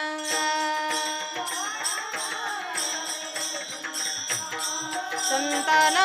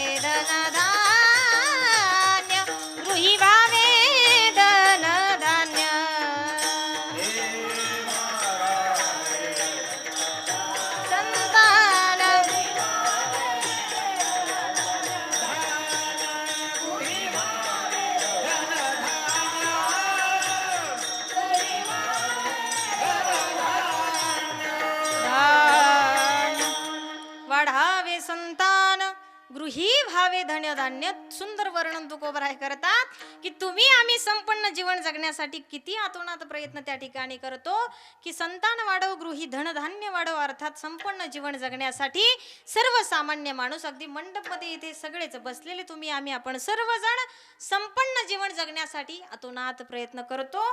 पण संपन्न जीवन जगण्यामध्येच तुम्ही आम्ही या ठिकाणी गुंग झालेलो आहोत, परंतु सफलतेकडे मात्र तुमचं आमचं या ठिकाणी दुर्लक्ष होत चाललंय की मानव जन्माला आल्यानंतर, मनुष्य देहाने मानव रूपाने जन्माला आल्यानंतर या देहाचं सार्थक कशात आहे, म्हणजे हा देह सफल कशाने होईल या गोष्टीकडे तुम्ही आम्ही या ठिकाणी दुर्लक्ष करतो. आता संपन्न ही या शब्दाची व्याख्या जर कशी तयार करायची असेल तर 3 गोष्टी सांगितल्या जातात. या 3 गोष्टी ज्याच्याकडे भरभक्कम आहेत, मजबूत आहेत, त्याला संपन्न ही व्याख्या लागू पडते. कोणत्या गोष्टी? तर शरीर, संपत्ती आणि संबंध या 3 गोष्टी ज्याच्या मजबूत आहेत, भरभक्कम आहेत, त्याला संपन्न ही व्याख्या लागू पडते. इंग्रजीमध्ये 3 शब्द वापरतात, हेल्थ, वेल्थ आणि रिलेशन. या 3 बाजू ज्याच्या मजबूत आहेत, शरीर, संपत्ती, संबंध, हेल्थ, वेल्थ आणि रिलेशन, या 3 बाजू ज्याच्या मजबूत आहेत, भरभक्कम आहेत, त्याला संपन्न ही व्याख्या त्या ठिकाणी लागू पडते. आता संपन्नतेच्या बाबतीत जर उदाहरण आपल्याला घ्यायचं ठरलं तर जगाच्या पाठीवर एकच उदाहरण तुम्हाला आम्हाला या ठिकाणी घेता येईल, ते म्हणजे राजा रावणाचं. तर राजा रावण हा शरीर, संपत्ती आणि संबंध या 3ही बाबतीत भरभक्कम होता. कोणत्याच गोष्टीची, कसल्याच गोष्टीची त्याला त्याच्या जीवनामध्ये कमी नव्हती. अर्थात राजा रावण हा काय होता? संपन्न होता. पण सफल होता का? हो नाही, अजिबात नाही. कारण आजकाल पानटपरीला सुद्धा राजा रावणाचं नाव आपल्याला पाहायला मिळत नाही. कुणी राजा रावणाचं चुकून सुद्धा नावाचा उद्गार त्या ठिकाणी करत नाही. मग राजा रावण फक्त जीवनामध्ये संपन्न होता, पण सफल मात्र अजिबात नव्हता. मग जीवनामध्ये संपन्न न होते पण सफल मात्र होते. त्याचं जर उदाहरण तुम्हाला आम्हाला घ्यायचं ठरलं तर आज ज्यांचा अभंग आपण सेवेसाठी घेतला असे तुकोबराय जीवनामध्ये संपन्न अजिबात न होते, पण सफल मात्र त्या ठिकाणी होते. विठ्ठल विठ्ठल विठ्ठल विठ्ठल. हो, तर संपन्नतेच्या बाबतीत उदाहरण घेतलंय राजा रावणाचं आणि सफलतेच्या बाबतीत उदाहरण घेतलंय जगद्गुरु तुकोबरायांचं. आता या ठिकाणी थोडासा 10 मिनिट आपल्याला तुलनात्मक विषय या ठिकाणी बोलायचा आहे. तुमच्या लक्षात येते ना? माझी भाषा कळते का? कळते ना? समजते का? महिला मंडळ, गुलाबाची फुलं पाहिलेत का सगळ्यांनी? हा, नाही तू गुलाबाच्या फुलासारखाच बसलाय. असो, तर गुलाबाचे फुलं अगदी प्रसन्न असतात, टवटवीत असतात. तसंच जास्त काही लोड मी घेणार नाही, तुम्हालाही देणार नाही. जास्त काही म्हणजे आपलं कीर्तन जास्त वेळ चालणार नाही, तर फक्त आहे तोपर्यंत अगदी प्रसन्न अंतकरणाने या ठिकाणी बसा. तर एक उदाहरण आपण संपन्नतेचं घेतलंय, दुसरा उदाहरण आपण सफलतेचं घेतलंय. संपन्नतेची बाजू मांडताना राजा रावणाचं उदाहरण आपण घेतलंय आणि सफलतेची बाजू मांडताना या ठिकाणी तुकोबरायांचं उदाहरण आपण घेतलंय. जीवनामध्ये संपन्नतेची व्याख्या सांगताना 3 मुद्दे मी तुम्हाला सांगितले. मुद्दा आपला समाप्त होईपर्यंत 3 मुद्दे तुम्ही लक्षात ठेवा. शरीर, संपत्ती आणि संबंध. ज्याला मराठी कळते त्यांनी हे मुद्दे लक्षात ठेवा. ज्यांना इंग्रजी समजते त्यांनी हेल्थ, वेल्थ आणि रिलेशन हे 3 मुद्दे या ठिकाणी लक्षात ठेवा. आता राजा रावणाचं आणि तुकोबरायांची तुलना आपल्याला या ठिकाणी करायची आहे. आता तुमच्या मनात कुठेतरी प्रश्न उपस्थित झाला असेल की जगद्गुरु तुकोबरायांची तुलना राजा रावणाबरोबर करणं या ठिकाणी योग्य वाटत नाही. कारण तुकोबरायांची आणि राजा रावणाची तुलना या ठिकाणी होऊ शकत नाही. पण या ठिकाणी जर आपल्याला हिरा बघायचा असेल तर गारगोटी ही पाहावीच लागेल. परीत जर पाहायचा असेल तर खापर सुद्धा पाहावंच लागेल. तशीच आपल्याला तुकोबरायांची जर उंची पाहायची असेल तर रावण सुद्धा आपण काय करूया? बघूयात. विठ्ठल विठ्ठल विठ्ठल विठ्ठल. हो, तर पहिला मुद्दा आहे शरीर, हेल्थ. तर शरीर हा मुद्दा. आता राजा रावणाचं शरीर डोळ्यासमोर आणा. राजा रावणाला किती तोंड होती? बोलत नाहीत का इकडे कीर्तनात? किती होती? 10. दशानंद असं राजा रावणाचं नाव आहे. तर राजा रावणाला 10 तोंड होती. आता तुकोबरायांचं शरीर डोळ्यासमोर घ्या. तुकोबरायांना किती तोंड होती? 1. अर्थात शरीराच्या बाबतीत म्हणजे राजा रावणा एवढी तोंड तुकोबरांना अजिबात नव्हती. राजा रावण शरीराच्या बाबतीतही संपन्न होता, तुकोबराय शरीराच्या बाबतीत संपन्न नव्हते. आता हे झालं शारीरिक शरीराचा विचार. आता शारीरिक बळाचा जर विचार केला, राजा रावणाच्या जर ताकदीचा पॉवर एनर्जीचा जर त्या ठिकाणी विचार केला तर असं म्हणतात की राजा रावण रोज सकाळी उठल्यानंतर नित्यनेम आटोपल्यानंतर न चुकता स्वतःच्या आईचं दर्शन काय करायचा, राजा रावण त्या ठिकाणी घ्यायचा. आता राजा रावण कोण होता? देव माणूस होता का? कोण होता? राक्षस होता. मग एक राक्षस असूनही जो न चुकता स्वतःच्या आईचं दर्शन घेतो. आपण जर सर्वसामान्य माणसं असूनही जर आपण स्वतःच्या आई बापाचे हाल करत असू तर खरा राक्षस कोण हो? विचारा, घरी गेल्यावर विचार केला तरी चालेल. तर राजा रावण न चुकता स्वतःच्या आईचं दर्शन त्या ठिकाणी घ्यायचा. राजा रावणाच्या आईचं नाव कैकसी माता त्या ठिकाणी होतं. एक दिवस आपली पूजापाठ त्या ठिकाणी आटोपल्यानंतर आईचं दर्शन घेण्यासाठी गेला. आता आईच्या रूमचा दरवाजा त्या ठिकाणी लावलेला होता, म्हणून राजा रावणाने बाहेर उभा राहून आईला आवाज दिला, अगं आई, या ठिकाणी मी दर्शन घेण्यासाठी आलोय, बाहेर ये आणि मला दर्शन दे. आता कैकसी मातानं मधून त्या ठिकाणी रूम मधून आवाज देऊन सांगितलं, बाळा अरे बाहेर येते, तुला दर्शनही देते, पण तत्पूर्वी थोडं 5 मिनिटं त्या ठिकाणी तू थांबून घे, कारण मी सुद्धा देवपूजा करते. माझी देवपूजा आटोपली की मी बाहेर येते आणि तुला दर्शन देते. आता असं आईचं बोलणं ऐकल्यानंतर राजा रावण म्हणतो, आई अगं 33 कोटी देव माझ्या ताब्यात आहे, त्रैलोक्याधीश मी राजा आहे, 33 कोटी देवांवर माझा त्या ठिकाणी दबाव आहे, दरारा आहे. मग नेमकं तू करते पूजा करते तर नेमकं कोणत्या देवाची करते? तर तेव्हा कैकसी माता बोलली, बाळा जो देवांचाही देव आहे महादेव शंकर भोलेनाथाची पूजा त्या ठिकाणी मी करते. बरं, भोलेनाथाची, महादेवाची, शंकराची पूजा तू करते, मग पूजा करण्यासाठी काही प्रतीक, काही खूण, काही ओळखण त्या महादेवाची तू ठेवली आहे का? तर असं राजा रावणाने प्रश्न केल्यानंतर कैकसी माता बोलली की एक छोटासा फोटो आहे माझ्याकडे, त्या फोटोकडे पाहून नित्य आराधना, नित्य साधना मी भोलेनाथाची त्या ठिकाणी करते. आता छोटासा फोटो असं ऐकून त्या राजा रावणाला त्या ठिकाणी स्वतःचा एवढा अपमान त्या ठिकाणी वाटला की मी एवढा संपन्न राजा म्हणून मी घोषित आहे, कोणत्याच गोष्टीची मला कमी नाही, कोणत्याच कसल्याच प्रकारची मला या ठिकाणी कमी नाही, त्रैलोक्याधीश राजा मी आहे. आणि माझ्यासारख्या व्यक्तीच्या आईने एका सर्वसामान्य छोट्याशा फोटोकडे पाहून पूजा करावी, इथं मला कुठंतरी लाज वाटल्यासारखं त्या राजा रावणाला त्या ठिकाणी झालं. मग तेवढ्यात आई बाहेर आली आणि आईला त्या ठिकाणी आईचं दर्शन घेतलं आणि कैकसी माताला वचन दिलं की आई आता तुझं दर्शन घेतो आणि आता लगेच मी भोलेनाथांकडे जातो, महादेवांकडे जातो आणि तुला उद्या सकाळची पूजा करण्यासाठी महादेवाचं आत्मलिंग मी काय करतो, तुला पूजा करण्यासाठी त्या ठिकाणी घेऊन येतो. आईचं दर्शन घेतलं आणि आत्मलिंग आणण्यासाठी राजा रावण त्या ठिकाणाहून रवाना झाला, तिथून निघाला. आता प्रवास झाला, कैलास पर्वताजवळ गेल्यानंतर राजा रावण थोडा वेगळ्या डोक्याचा होता बरं का. 2 डोक्याची माणसं असतात, आता ते डोके सांगायला आपल्याला वेळ नाही, पण राजा रावण थोडा वेगळ्या डोक्याचा होता. त्याने थोडा वेगळा विचार केला की आता आपण पर्वताजवळ आलो, आत्मलिंग जर आपल्याला महादेवाकडून जर प्राप्त करून घ्यायचं ठरलं तर महादेवाला त्या ठिकाणी प्रसन्न करावं लागेल.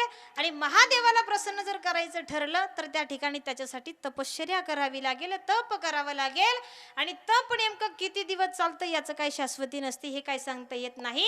मग तपश्चर्या करून आत्मलिंग मिळवण्यामध्ये खूप टाइमपास होईल, खूप वेळ पास होईल, म्हणून त्या राजा रावणानं थोडा वेगळ्या डोक्याने विचार केला. आणि त्या राजा रावणानं काय शक्कल, काय युक्ती त्या ठिकाणी लढवली की डायरेक्ट कैलास पर्वत उचलायला त्या राजा रावणानं त्या ठिकाणी हात घातला.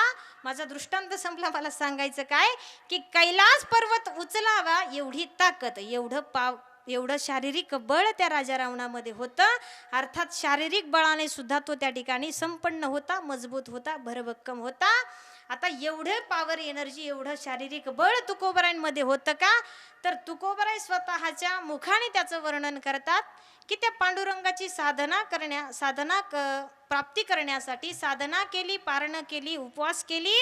आणि पांडुरंगाची प्राप्ती करण्यासाठी साधना, पारणं, उपवास करून करून करून करून शरीर काय झालेलं आहे, कष्टावलेलं आहे, निजूर झालेलं आहे. थकला हा काही केला परोपकार, गेले हे शरीर कष्ट भोनी, गेले हे शरीर कष्ट भोनी. थकला काही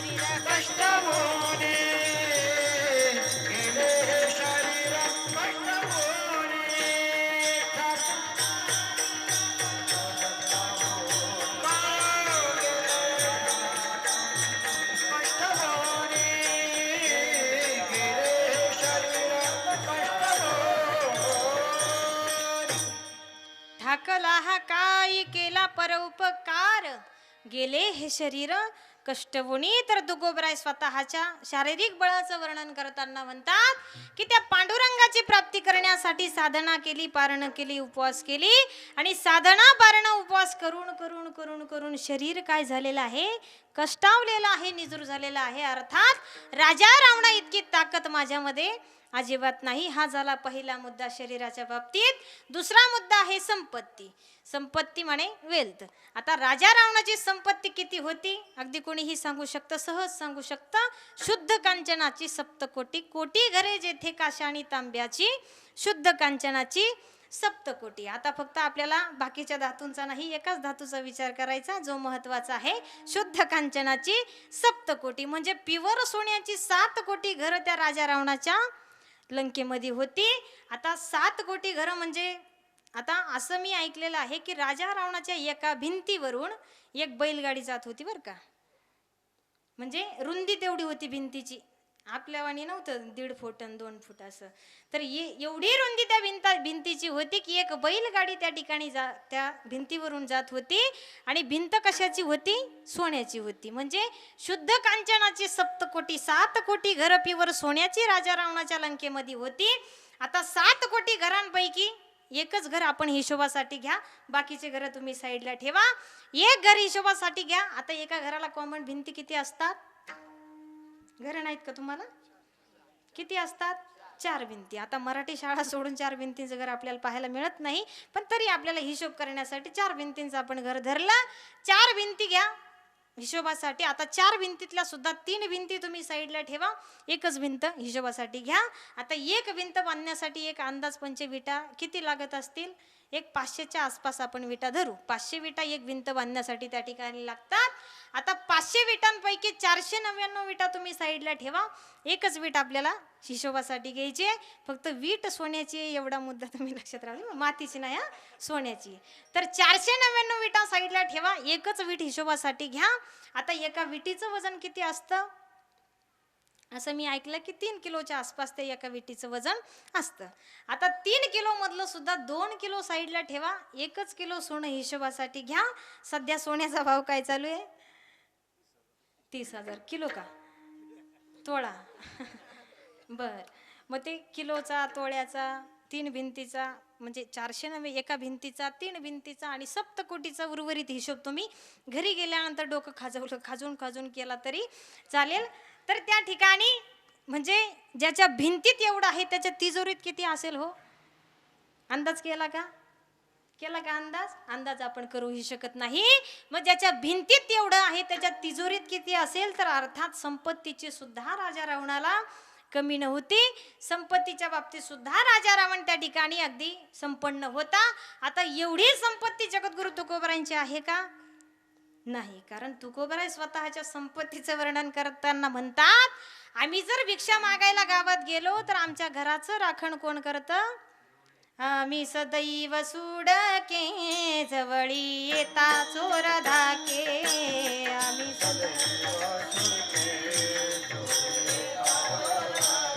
आम्ही सदैव सुडके जवळी येता चोर धाके.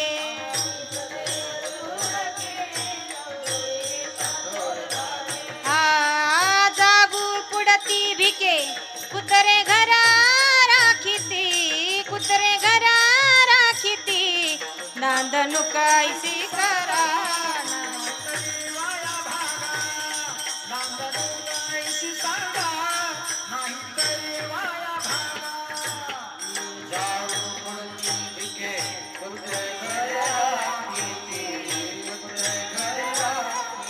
आम्ही सदैव सुडकी जवळी येता चोर धाके, जाऊ पुढती भिके कुत्रे घर राखीते. तर स्वतःच्या संपत्तीचं वर्णन जगद्गुरु तुकोबराय करतात.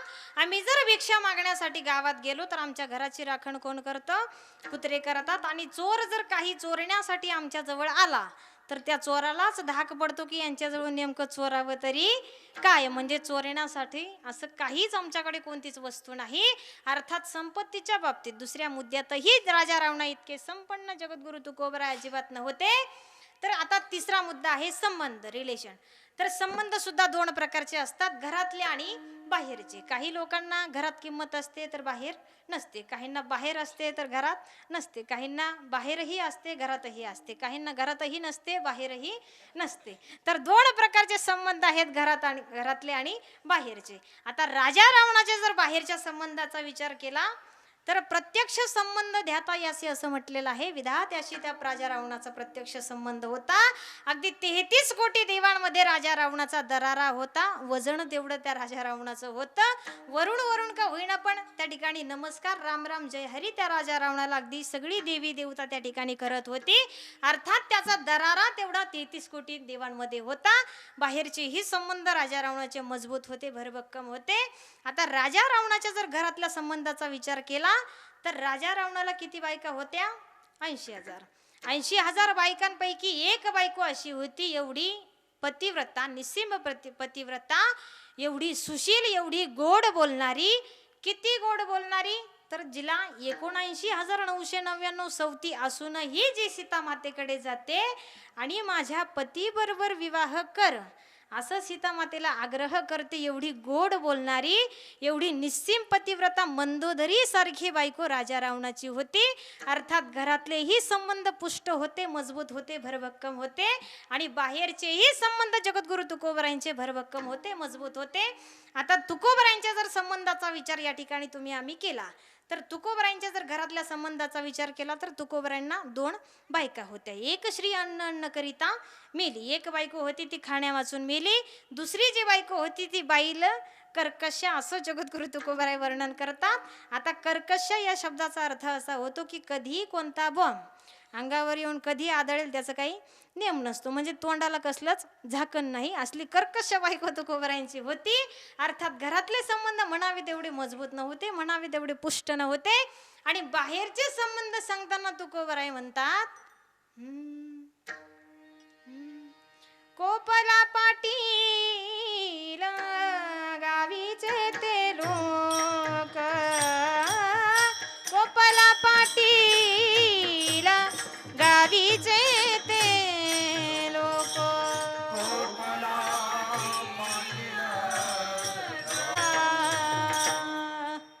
तर बाहेरचे संबंध स्वतः तुकोबराय स्वतःच्या मुखाने सांगतात की आमच्यावर गावचा पाटील काय झाला, कोपला. अर्थात घरातलेही संबंध बनावे तेवढे मजबूत नाहीत, पुष्ट नाहीत आणि बाहेरचे संबंध सुद्धा तुकोबरायांचे त्या ठिकाणी चांगले नव्हते. गावचा पाटील तुकोबरायांवर कोपला, अर्थात घरातलेही नाही आणि बाहेरचेही संबंध त्या ठिकाणी मजबूत नाही. मग राजा रावणाच्या या तीनही बाबतीत, तीनही मुद्द्यात, तीनही गोष्टीत जगद्गुरु तुकोबराय राजा रावणीच्या तुलनेमध्ये एका सुद्धा मुद्द्यामध्ये त्या ठिकाणी बसत नाही. मग राजा रावण त्या ठिकाणी संपन्न जीवन जगला आणि तुकोबराय त्या ठिकाणी संपन्न जीवन जगले नाही. पण मग राजा रावण एवढं संपन्न जीवन जगून त्याचा उपयोग झाला का हो? काही अजिबात नाही. कारण तो फक्त संपन्नच जीवन त्या ठिकाणी जगला, पण सफलता मात्र जीवनाची सार्थकता त्या राजा रावणाला त्या ठिकाणी करता आली नाही. आणि जगद्गुरु तुकोबराय तीनही गोष्टी त्या ठिकाणी राजा रावणा इतके संपन्न बसत नाहीत, मुद्द्यामध्ये बसत नाहीत. म्हणजे संपन्न जीवन अजिबात तुकोबराय त्या ठिकाणी जगले नाही, परंतु सफल जीवन मात्र तुकोबराय त्या ठिकाणी जगले. कारण तुकोबराय या ठिकाणी जीवनाला आल्याची खरी सार्थकता कशात आहे हे त्यांनी स्वतःही आधी जाणलं आणि तुम्हाला आम्हाला सुद्धा त्यांनी सांगितलं की जन्माला आल्याचं खरं सार्थक कशात आहे. विठ्ठलाची एक देखलिया, विठ्ठलाची एक देखलिया, विठ्ठलाची एक देखलिया, विठ्ठलाची एक देखलिया. तुका म्हणे जन्माल्याचे सार्थक, तुका म्हणे जन्माल्याचे सार्थक,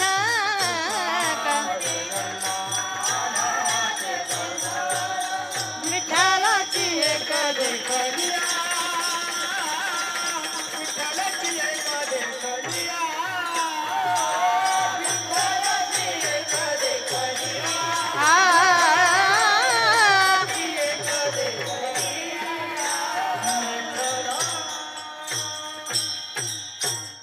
जीवनाला आल्यानंतर जीवनाची खरी सार्थकता कशात आहे तुकोबराय म्हणतात. तुका म्हणे जन्म आल्याचे सार्थक विठ्ठलाची एक देखलिया. त्या पांडुरंगाची प्राप्ती करण्यामध्ये या जीवनाचं तुमचं आमचं या ठिकाणी जीवाचं सार्थक त्या ठिकाणी आहे. मग राजा रावण संपन्न जीवन जगला, मात्र जीवनामध्ये सफल अजिबात त्या ठिकाणी राहिला नाही. आणि तुकोबराय संपन्न जीवन अजिबात जगले नाही, परंतु सफल मात्र आपल्या जीवनामध्ये होते. राजा रावण अगदी सफल अजिबात त्या ठिकाणी नव्हता. पानटपरीला सुद्धा राजा रावणाचं नाव पाहायला मिळत नाही. चुकणही राजा रावणाचं नाव त्या ठिकाणी तुम्ही आम्ही कुणीच या ठिकाणी घेत नाही. अर्थात तो सफल त्या ठिकाणी जीवनामध्ये राहिला नाही, परंतु तुकोबराय त्या ठिकाणी संपन्न जीवन न जगता सफल जीवन जगले. तर आजही तुकोबरायांच्या विचारांचा विचार करून त्या विचारावर चालण्याचा प्रयत्न तुम्ही आम्ही या ठिकाणी करतो.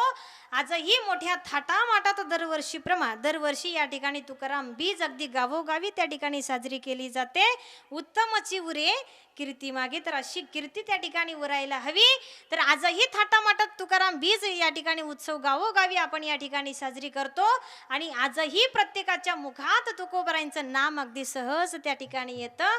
दोन्ही हात वर करा. तुकाराम तुकाराम तुकाराम तुकाराम तुकाराम तुकाराम तुकाराम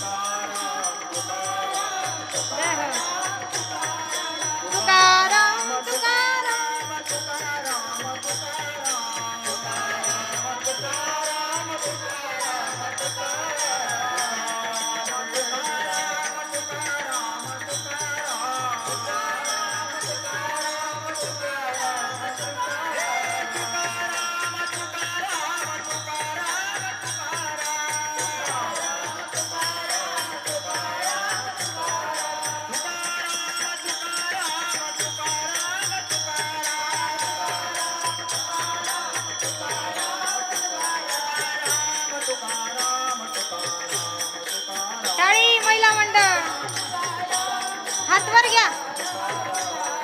राम तुकाराम तुकाराम तुकाराम तुकाराम तुकाराम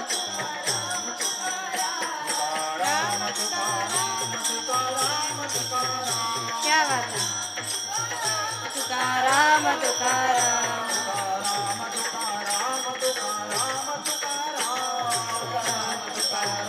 तुकाराम तुकाराम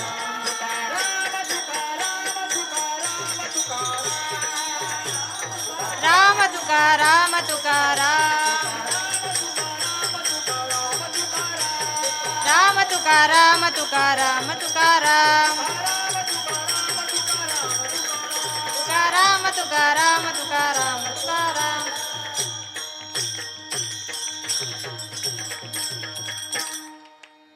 आता इथं जर एखाद्याला घ्यायला आला असन बाबा तर गेला असन बरं का मागं पळून. कारण तुकाराम तुकाराम नाम घेता कापे यम. सुंदर असं भजन या ठिकाणी तुम्ही आपण सर्वांनी केलं. सगळ्यांचे मनस्वी आभार या ठिकाणी व्यक्त करते. तर आजही तुकोबराय संपन्न जीवन न जगता सफल जीवन जगले. तर आजही तुकोबरायांची आठवण तुम्हाला आम्हाला होते. आजही तुकोबरायांच्या विचारांवर चालण्याचा प्रयत्न तुम्ही आम्ही या ठिकाणी करतो. आजही बरीच साधक मंडळी अशी आहे की तुकोबरायांचं जीवनाचं आकलन जीवनाचं अनुकरण ते आपल्या जीवनामध्ये त्या ठिकाणी करतात. अर्थात कीर्तिरूपी तुकोबराय या ठिकाणी उरले. त्याचं कारण काय असेल तर संपन्न जीवन न जगता सफल जीवन त्या ठिकाणी तुकोबराय जगले. तर असे सफल जीवन जगणारे तुकोबराय आज तुम्हाला आम्हाला या ठिकाणी उपदेश करतायत. आता अभंगाकडे आपल्याला वळायचं आहे. तर असे सफल जीवन जगणारे तुकोबराय तुम्हाला आम्हाला काय उपदेश करतायत. आता अभंग सोडवण्यासाठी अगदी 3 चरणाचा छोटासाच अभंग आहे, पण अगदी विचार करायला लावणार आहे. आणि विचार जर त्याच्यावर केला तर अगदी साध्या पद्धतीने सुटणारा सुद्धा सुंदर असा गोड असा अभंग आहे. अभंगाच्या उजव्या बाजूच्या उत्तरार्धात डाव्या बाजूच्या उत्तरार्धात तुकोबराय जीवनामध्ये येऊन काय करावं हे सांगतात. आणि उजव्या बाजूच्या उत्तरार्धामध्ये ते केल्यानंतर कोणत्या प्रकारचा लाभ होतो कोणत्या प्रकारचा फायदा होतो त्या साधकाला याची नोंद त्या ठिकाणी करतात. पहिलं चरण घ्या. काया वाचा मनाने जर त्या भगवंताचे दास तुम्ही आम्ही झालो तर उत्तरार्ध त्याचं वर्णन त्याचा फायदा त्या ठिकाणी जगद्गुरु तुकोबराय सांगतात की काम क्रोध त्यास बाधित ना. दुसरं चरण घ्या. विश्वास येतो करी स्वामीवरी सत्ता. त्याचा फायदा काय तर सकळ भोगिता होय त्याचे त्या स्वामीचा ऐश्वर्य वैभव तो साधक त्या ठिकाणी भोगत असतो. तिसरं चरण घ्या. तुका म्हणे चित्त करावे निर्मळ, त्याचा फायदा काय तर येवोनी गोपाळ राहे तेथे. निर्मळ चित्ताने त्या भगवंताचं भजन केलं तर त्या ठिकाणी तो गोपाळ त्या ठिकाणी येऊन साक्षात वस्ती करतो, साक्षात तो भगवंत त्या ठिकाणी येऊन विराजमान त्या ठिकाणी होतो. असा साध्या सरळ अर्थाचा गोड असा अभंग आहे. आता या ठिकाणी तुकोबराय तुम्हाला आम्हाला जड जीवाला उपदेश करतायत की त्या विष्णूचा दास व्हा, त्या भगवंताचं दास व्हा. आता जगामध्ये प्रामुख्याने 3 गोष्टी आहेत, जड जीव आणि देव. प्रत्येक जीव हा या 3 गोष्टींपैकी एका कोणत्या तरी एका गोष्टीचा या ठिकाणी प्रत्येक जीव हा दास असतो. काही लोक जडाच्या सेवेमध्ये आपलं आयुष्य खर्च करतात, त्यांच्यापेक्षा थोडीशी शहाणे थोडेसे हुशार जे असतात ते जीवाच्या सेवेमध्ये आपलं आयुष्य खर्च करतात. परंतु पूर्ण शहाणे मात्र जे लोक असतात ते देवाच्या किंवा देवरूपी संतांच्या सेवेमध्ये आपलं आयुष्य खर्च करतात. विठ्ठल विठ्ठल विठ्ठल. तर या ठिकाणी तुकोबराय आपल्याला सांगतायत की जीवानं जडाचं आणि जीवाचं दास न होता त्या भगवंताचं दास तुम्ही व्हा. आता विष्णूचा दास व्हा असं जगद्गुरु तुकोबराय सांगतात. आता विष्णू म्हणजे काय तर भागवतामध्ये भगवंताची 3 रूप सांगितलेली आहेत. एक निर्गुण निराकार आहे त्याला ब्रह्म म्हणतात, एक निर्गुण साकार आहे त्याला भगवंत म्हणतात, एक चतुर्भुज वैकुंठात राहणारा सर्वांचं पालन पोषण करणारा जो तिसरा आहे त्याला विठ्ठल, त्याला राम, त्याला कृष्ण, त्याला पांडुरंग असं आपण त्या ठिकाणी म्हणू शकतो. मग असा जो काही भगवंत आहे, असा जो काही विष्णू आहे, त्या विष्णूचा दास तुम्ही व्हा. माऊली ज्ञानेश्वरी मध्ये गोड वर्णन त्याचं करतात. एथ ब्रह्म आत्मा ईशू यया बोला मोडे सौरसू न बोलणे याही पैसू नाही. तर विष्णूचं वर्णन करताना माऊली गोड वर्णन या ठिकाणी करतात. आणि विष्णूचं वर्णन जगद्गुरु तुकोबराय सुद्धा गोड असं करतात. नमो विश्वरूपा विष्णू माया बापा, नमो विश्वरूपा विष्णू माया बापा.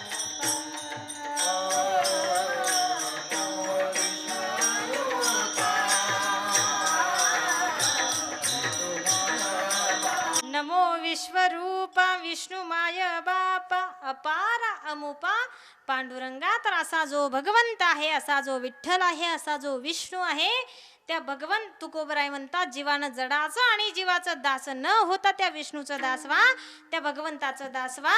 आता तुकोबराय तुम्हाला आम्हाला एवढं सांगतायत तुम्ही दास व्हा, तुम्ही दास व्हा, तुम्ही दास व्हा. मग तुकोबराय आपल्याला दास व्हायला सांगतात. तर तुकोबराय स्वतः आधी त्या भगवंताचे दास झाले का तर स्वतःचा अनुभव सांगताना तुकोबराय म्हणतात धन्य आम्ही जन्मालो दास विठोबाचे झालो. तर त्या ठिकाणी धन्य आपल्या स्वतःच्या जन्माला धन्यता देतात का तर आम्ही विठ्ठलाचे दास त्या ठिकाणी झालो. धन्य आम्ही जन्म आलो दास विठोबाचे झालो. म्हणजे स्वतः आधी तुकोबराय त्या भगवंताचे दास झाले, विठ्ठलाचे दास झाले आणि मग तुम्हाला आम्हाला या ठिकाणी उपदेश करतायत. तरीच जन्मायावे दास विठोबाचे व्हावे, दास विठोबाचे व्हावे, दास विठोबाचे व्हावे.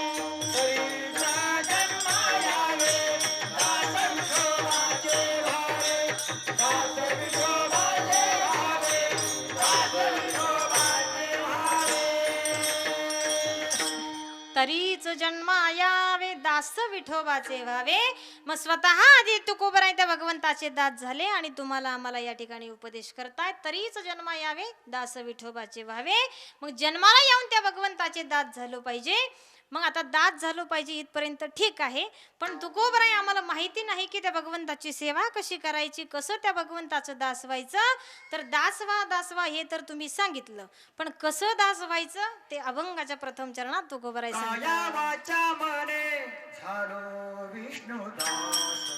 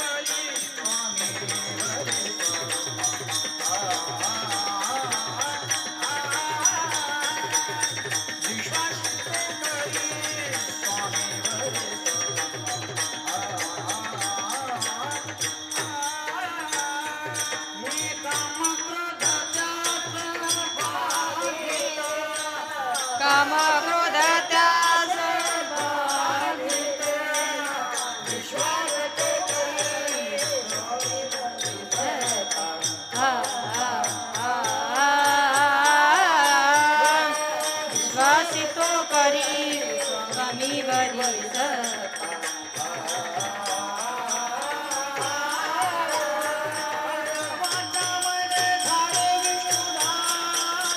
जय हो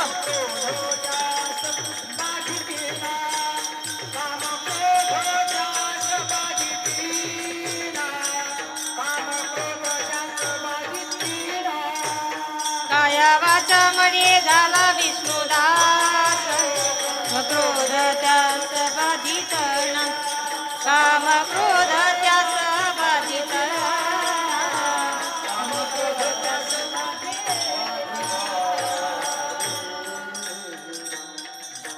काया वाचा मणे झाला विष्णुदास काम उपदेश करतात की त्या भगवंताचे दासवा त्या विष्णूचं दासवा मग नुसतं दासवा हेच तुकोबराय सांगत नाही तर कोणत्या पद्धतीने कोणत्या रीतीने तुम्ही त्या भगवंताचे दासवा याची विशेष टिप्पणी या ठिकाणी प्रथम चरणात तुकोबराय सांगतात.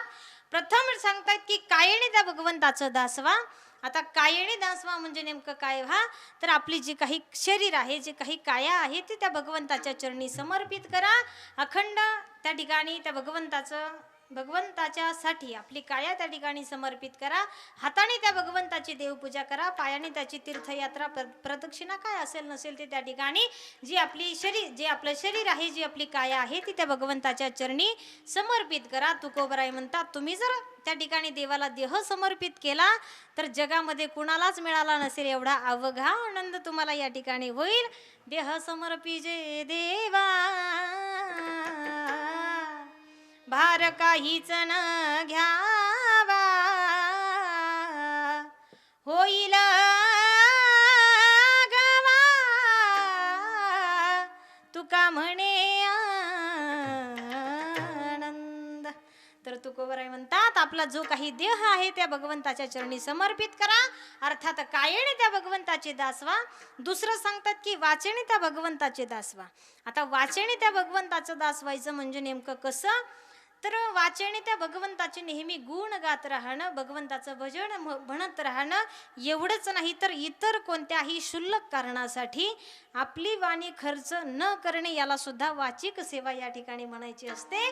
तर इतर कोणत्याही कारणासाठी आपली वाणी खर्च न करता अखंड त्या भगवंताचे गुणगान आपल्या वाचेने गाणं तर त्या ठिकाणी भगवंताची वाचेने त्या ठिकाणी सेवा म्हटली जाईल. तिसरी सेवा सांगतायत मनाची तर बोलण्याची नाही आता देवा विन काही म्हणजेच वाचेने सेवा वाचेने त्या भगवंताचे दासवा. आता तिसरी सेवा अगदी महत्वाची सांगतायत कारण वय झाल्यानंतर माणसाचं शरीर त्या ठिकाणी थकून जातं. शरीर थकल्यानंतर वाचाही त्या ठिकाणी कोणाकोणाची बंद होत असते बरं का शेवटच्या काळात. पण मन मात्र त्या ठिकाणी अखंड तरुण त्या ठिकाणी शेवटच्या श्वासापर्यंत मन माणसाचं तरुण राहत असतं. मग कायेच्या आणि वाचेच्या सेवेपेक्षा मनाची सेवा श्रेष्ठ मानली जाते. मनाच्या सेवेला जास्त महत्व त्या ठिकाणी दिलं जातं. मग मनाने त्या भगवंताची सेवा करायची म्हणजे नेमकं काय करायचं तर अखंड मनन भगवंताचं मनाने आपल्या करत राहायचं. अखंड मनामध्ये त्या भगवंताचं चिंतन करायचं. तुका म्हणे मने हेची संकल्प वाहणे म्हणजे मनाने त्या भगवंताचे संकल्प नेहमी सदैव त्या ठिकाणी भगवंताचं मनन करत राहायचं. पण मनन करणारं आणि संकल्प वाहणारं मन फक्त साधू संतांचंच आहे बरं का.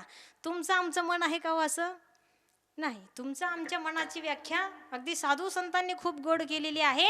अगदी मराठमोळ्या माय बोल्या भाषेमध्ये आमच्या शिवूरच्या बहिणाबाई सुद्धा खूप गोड वर्णन त्या मनाचं करतात. मन ओढाय ओढाय उभ्या पिकातल ढोर कधी हाकल हाकल फिर येत पिकावर हो मन ओढाय ओढाय. तर मन कसं आहे ओढाय ओढाय आहे. एखादं गुर असेल एखादं ढोर असेल एखाद्या पिकामध्ये त्याला जर किती वेळेस तिथून हकलून लावलं तरी ते कोणी आहे का नाही त्याचा अंदामांदा बघत आणि परत ते त्याच्याकडे त्या पिकाकडे ओढ घेतं. म्हणजे कितीही हाकलं तरी ते फिर येतं पिकावर. तसं तुमचं आमचं मन या ठिकाणी आहे. ओढाय ओढाय अशी उपमा बहिणाबाई या ठिकाणी देतात. आता इथे जर सांगायचं ठरलं तर हे ओढाय ओढाय मन फक्त तरुण मुला मुलींचंच नसतं बरं का. 70 वर्षाचं म्हातारं सुद्धा मोदीचा कोट घालतं हेअर डाय करतं आणि म्हातारीला म्हणतं आज मी कसा दिसतो ग. म्हणजे हे सगळ्यांचंच अगदी तरुणापासून म्हातारपणापर्यंत अगदी सगळ्यांचंच ओढा एवढा आहे. तुमचं आमचं संसारी जीवाचं मन कसं आहे, अगदी संत कबीर सुद्धा गोड व्याख्या त्या मनाची करतात. मन चंचल लागो तुझी चरणी देवा माझे मन लागो तुझी चरणी देवा माझे मान लागो तुझे चरणी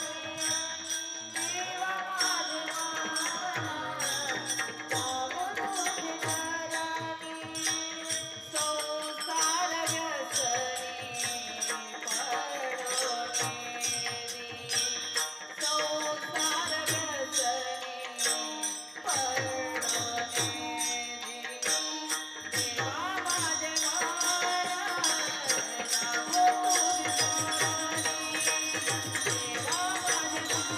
चरणी संसार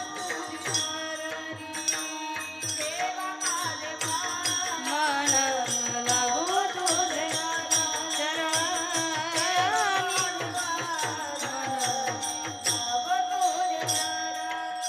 देवा माझे मन तर तुकोबराय भगवंताला कळकळीची विनंती करतात. देवा माझे मन लागो तुझे चरणी संसार व्यसनी पडो नेदी. तर या संसारात तो आमचं मन त्या ठिकाणी अटकू देऊ नको. पण असा विचार फक्त तुकोबरायच करतात, कारण तुमचं आमचं सर्वसामान्य जीवाचं मन त्या लेवलपर्यंत त्या पात्रतेपर्यंत पोहोचत नाही की भगवंताकडे अशी इच्छा व्यक्त करावी की देवा या मनाला या माया जंजाळापासून या ठिकाणी मुक्त कर आणि तुझ्या चरणाशी लागू दे. कारण तुमचं आमचं सर्वसामान्य जीवाचं मन कसं आहे, कबीरदास खूप गोड वर्णन एका ठिकाणी करतात. मन चंचल मन कपटी मन लालची और चोर मन के मन मत चलियो पलट पलट हर मोड. तर मन कसं आहे, चंचल आहे, कपटी आहे, पापी आहे, चोर आहे, किंवा मग बहुत चंचल चपल जाता येता न लगे वेळ. तर असं जे काही मन आहे ते त्या भगवंताच्या चरणी अर्पण करा. अर्थात मनाने त्या भगवंताचे दास तुम्ही व्हा. तर काया वाचा मनाने अगदी स्टेप बाय स्टेप दास कसं व्हायचं सुंदर असं मार्गदर्शन या ठिकाणी तुकोबरायांनी आपल्याला केलंय. मग साधू संत भक्तांनी अगदी काया वाचा मनाने समर्पण त्या भगवंताच्या चरणी केलं. आता प्रत्येक साधू संत भक्तांनी काया वाचा मनाने समर्पण साधू देवाच्या चरणी केलं, यामध्ये तीळ मात्र शंका नाही. पण काया वाचा मनाच्या सेवेच्या पलीकडे जाऊन एक आगळी वेगळी सेवा आमच्या संत मीराबाईने केली. संत मीराबाई आपल्या स्वतःच्या मनाचं मनोगत मांडताना एका ठिकाणी म्हणतात, सासू की माला पे सिमरू में पीकाना, सासू की माला पे सिमरू में पीकाना,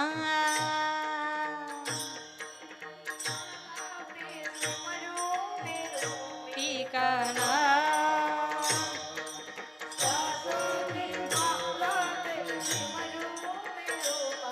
ठिकाना.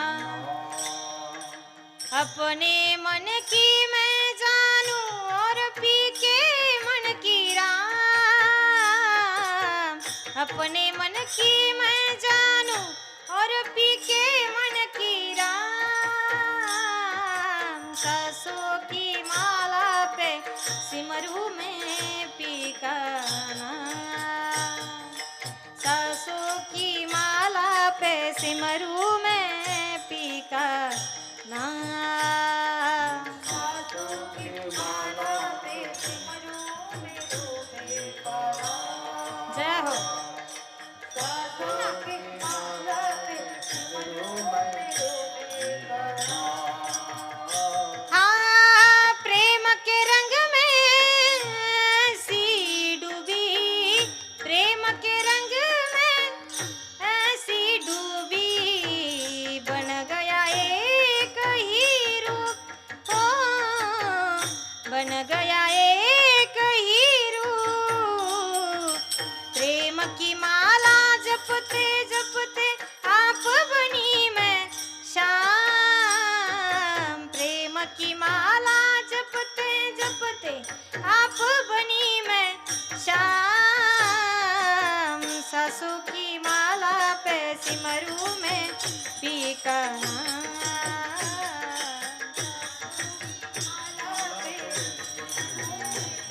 काना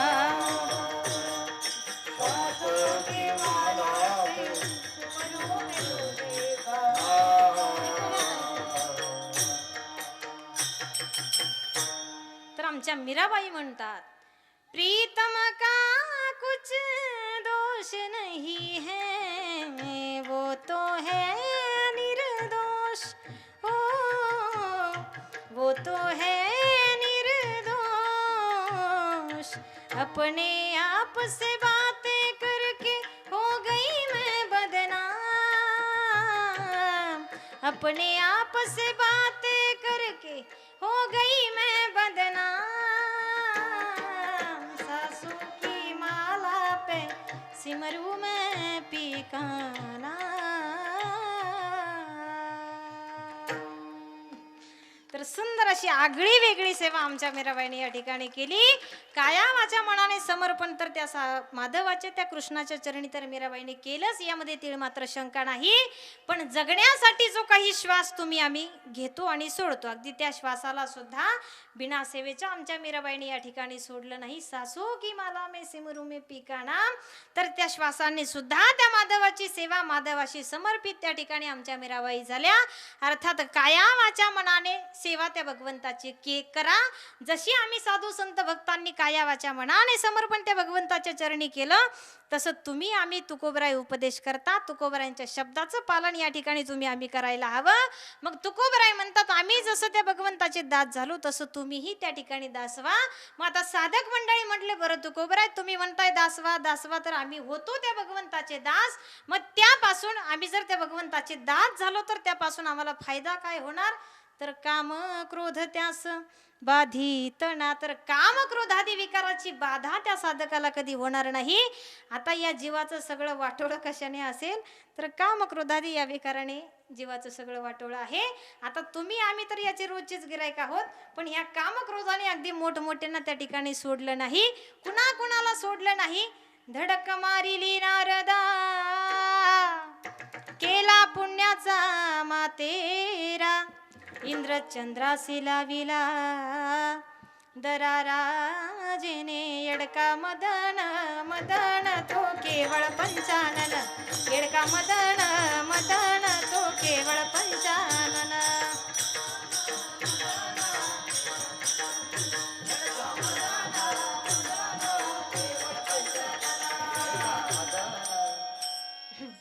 तर धडक मारिली नारदा केला पुण्याचा मातेरा इंद्रचंद्रासी लाविला दरारा जेने म्हणजे कामक्रोधाच्या तडाख्यातून अगदी ब्रह्मदेव सुद्धा सुटलेला नाही मग या जीवाचं वाटोळं सगळं कामक्रोधादी या विकाराने आहे मग या विकारातून जर तुम्हाला मला मुक्तता हवी असेल मुक्त बाहेर पडायचं असेल तर विष्णूचा दास तुम्ही व्हा जेणेकरून कामक्रोध त्यास बाधित ना बरं तुकोबराय आम्ही विष्णूचे दास व्हायला तयार आहोत आम्ही जर विष्णूचे दास झालो तर आम्हाला सुलभ असा फायदा त्या ठिकाणी होणार आहे अजून काय करावं लागेल तर तुकोबराय म्हणतात ज्याची तुम्हाला काया वाचा मनाने सेवा करायची त्या स्वामीवर मात्र पक्का विश्वास ठेवावा लागेल विश्वास तो करी स्वामीवरी सत्ता सकळ भोगिता होय त्याचे तर त्या स्वामीवर तुम्ही जर पक्का विश्वास ठेवला आता उर्वरित चिंतन पाहण्यासाठी आपल्याला वेळ नाही वेळ आपला संपलेला आहे तर विश्वास जर त्या स्वामीवर पक्का तुम्ही आम्ही जर ठेवला तर सकळ भोगिता होय त्याचे असं वर्णन तुकोबराय करतात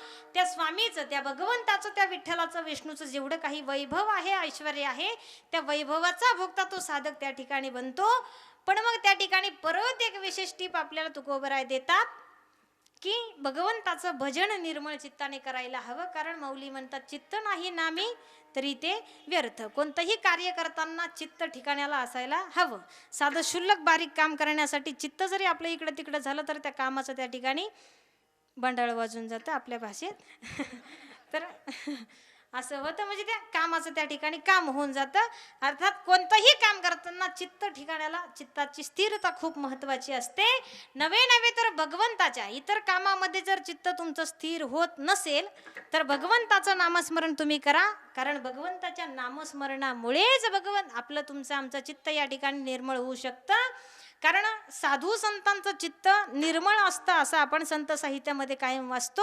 मग निर्मळ असतं त्याच्या मागचा राज काय असेल तर ते सदैव त्या अखंड पांडुरंग परमात्म्याचं नामस्मरण करत असतात. त्या पांडुरंगाच्या नामाचा जय जयकार जय घोष त्या ठिकाणी करत असतात. म्हणून ते साधू संत भक्तांचं चित्त त्या ठिकाणी निर्मळ झालेलं असतं, या ठिकाणी विकाररहित झालेलं असतं. आणि चित्त निर्मळ झाल्यामुळे दुःखात दुसऱ्याचं दुःख पाहून ते अगदी द्रवीभूत होतात. म्हणजे दुसऱ्याचं दुःख ते स्वतःचं दुःख त्या ठिकाणी म्हणतात. नवे नवे तर वैष्णवाची व्याख्या कशी तयार केली जाते. वैष्णव जन तो तेने कही जी पीड पराई जाने रे. वैष्णव जन तो तेने कही जी पीड पराई जाने रे. पर दुखे उपकार करे तोय मन अभिमान ना आने रे.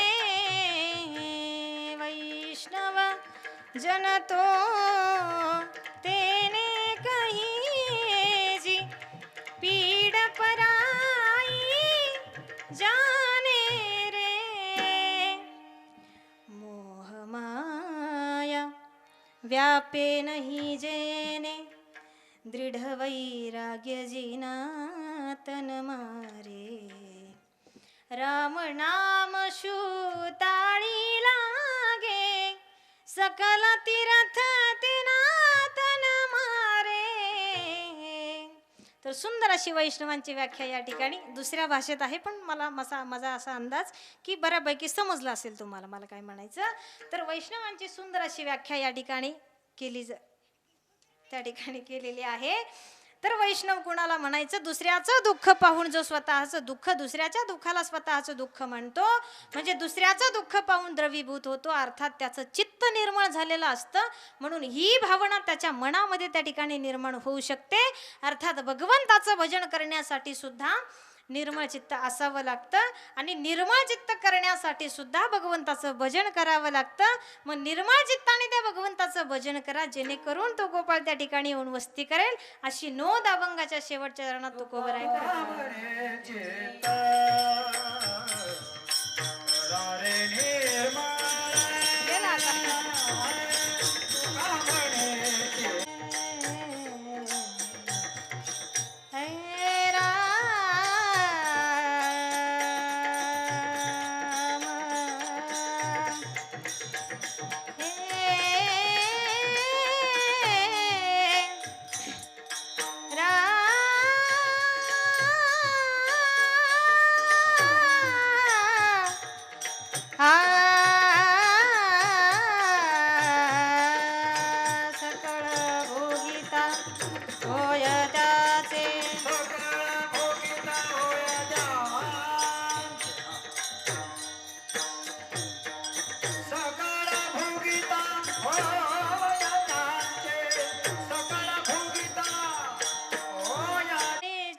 करावे निर्मळ येवोनी गोपाळ राहे तेथे. विश्वासितो करी स्वामी वरी सत्ता सकळ भोगिता होय त्याचे. दोन्ही हात मोठ्या प्रेमाने वर करा. सुंदर असं 2च मिनिटं आपल्याला भजन करायचंय. कारण सुरू माझा माझा माझा माझा माझा विठ्ठल माझा मी विठ्ठलाचा.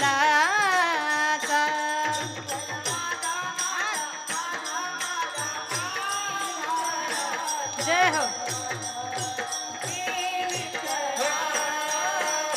विठ्ठल माझा माझा माझा माझा माझा विठ्ठल माझा मी विठ्ठलाचा.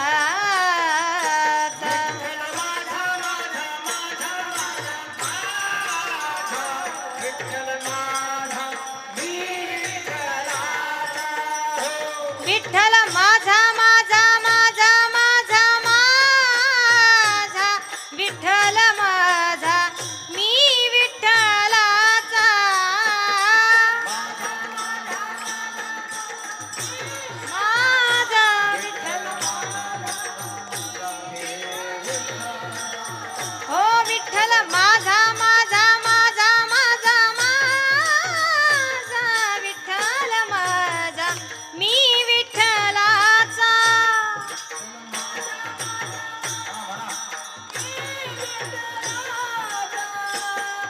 विठ्ठल माझा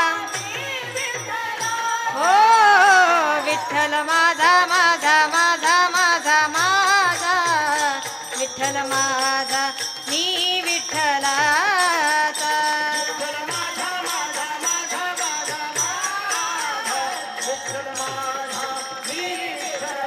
हो विठ्ठल माझा माझा माझा माझा माझा विठ्ठल माझा मी विठ्ठलाचा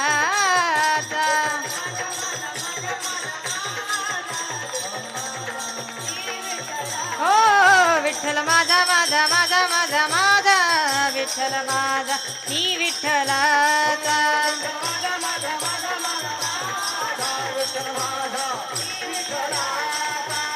माझा मी विठ्ठलाचा विठ्ठल माझा मी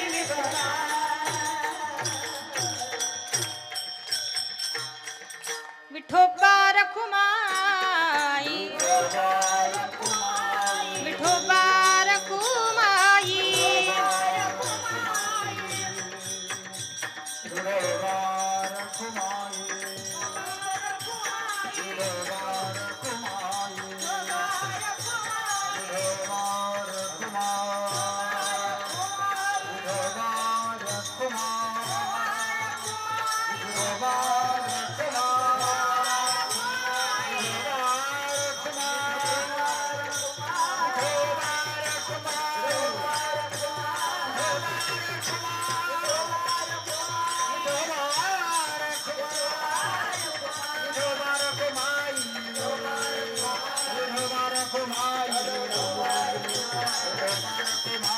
ढोबा रखुमाई ढोबा रखुमाई ढोबा रखुमाई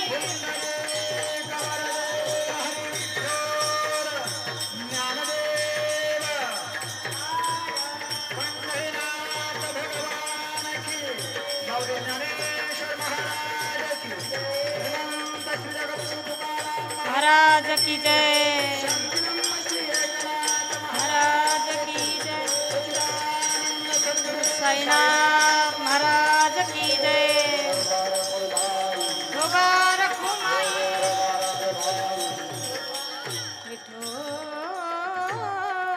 तर संकल्पित वेळेमध्ये अभंगाचा शब्दशः अर्थ आपण पाहण्याचा प्रयत्न केला.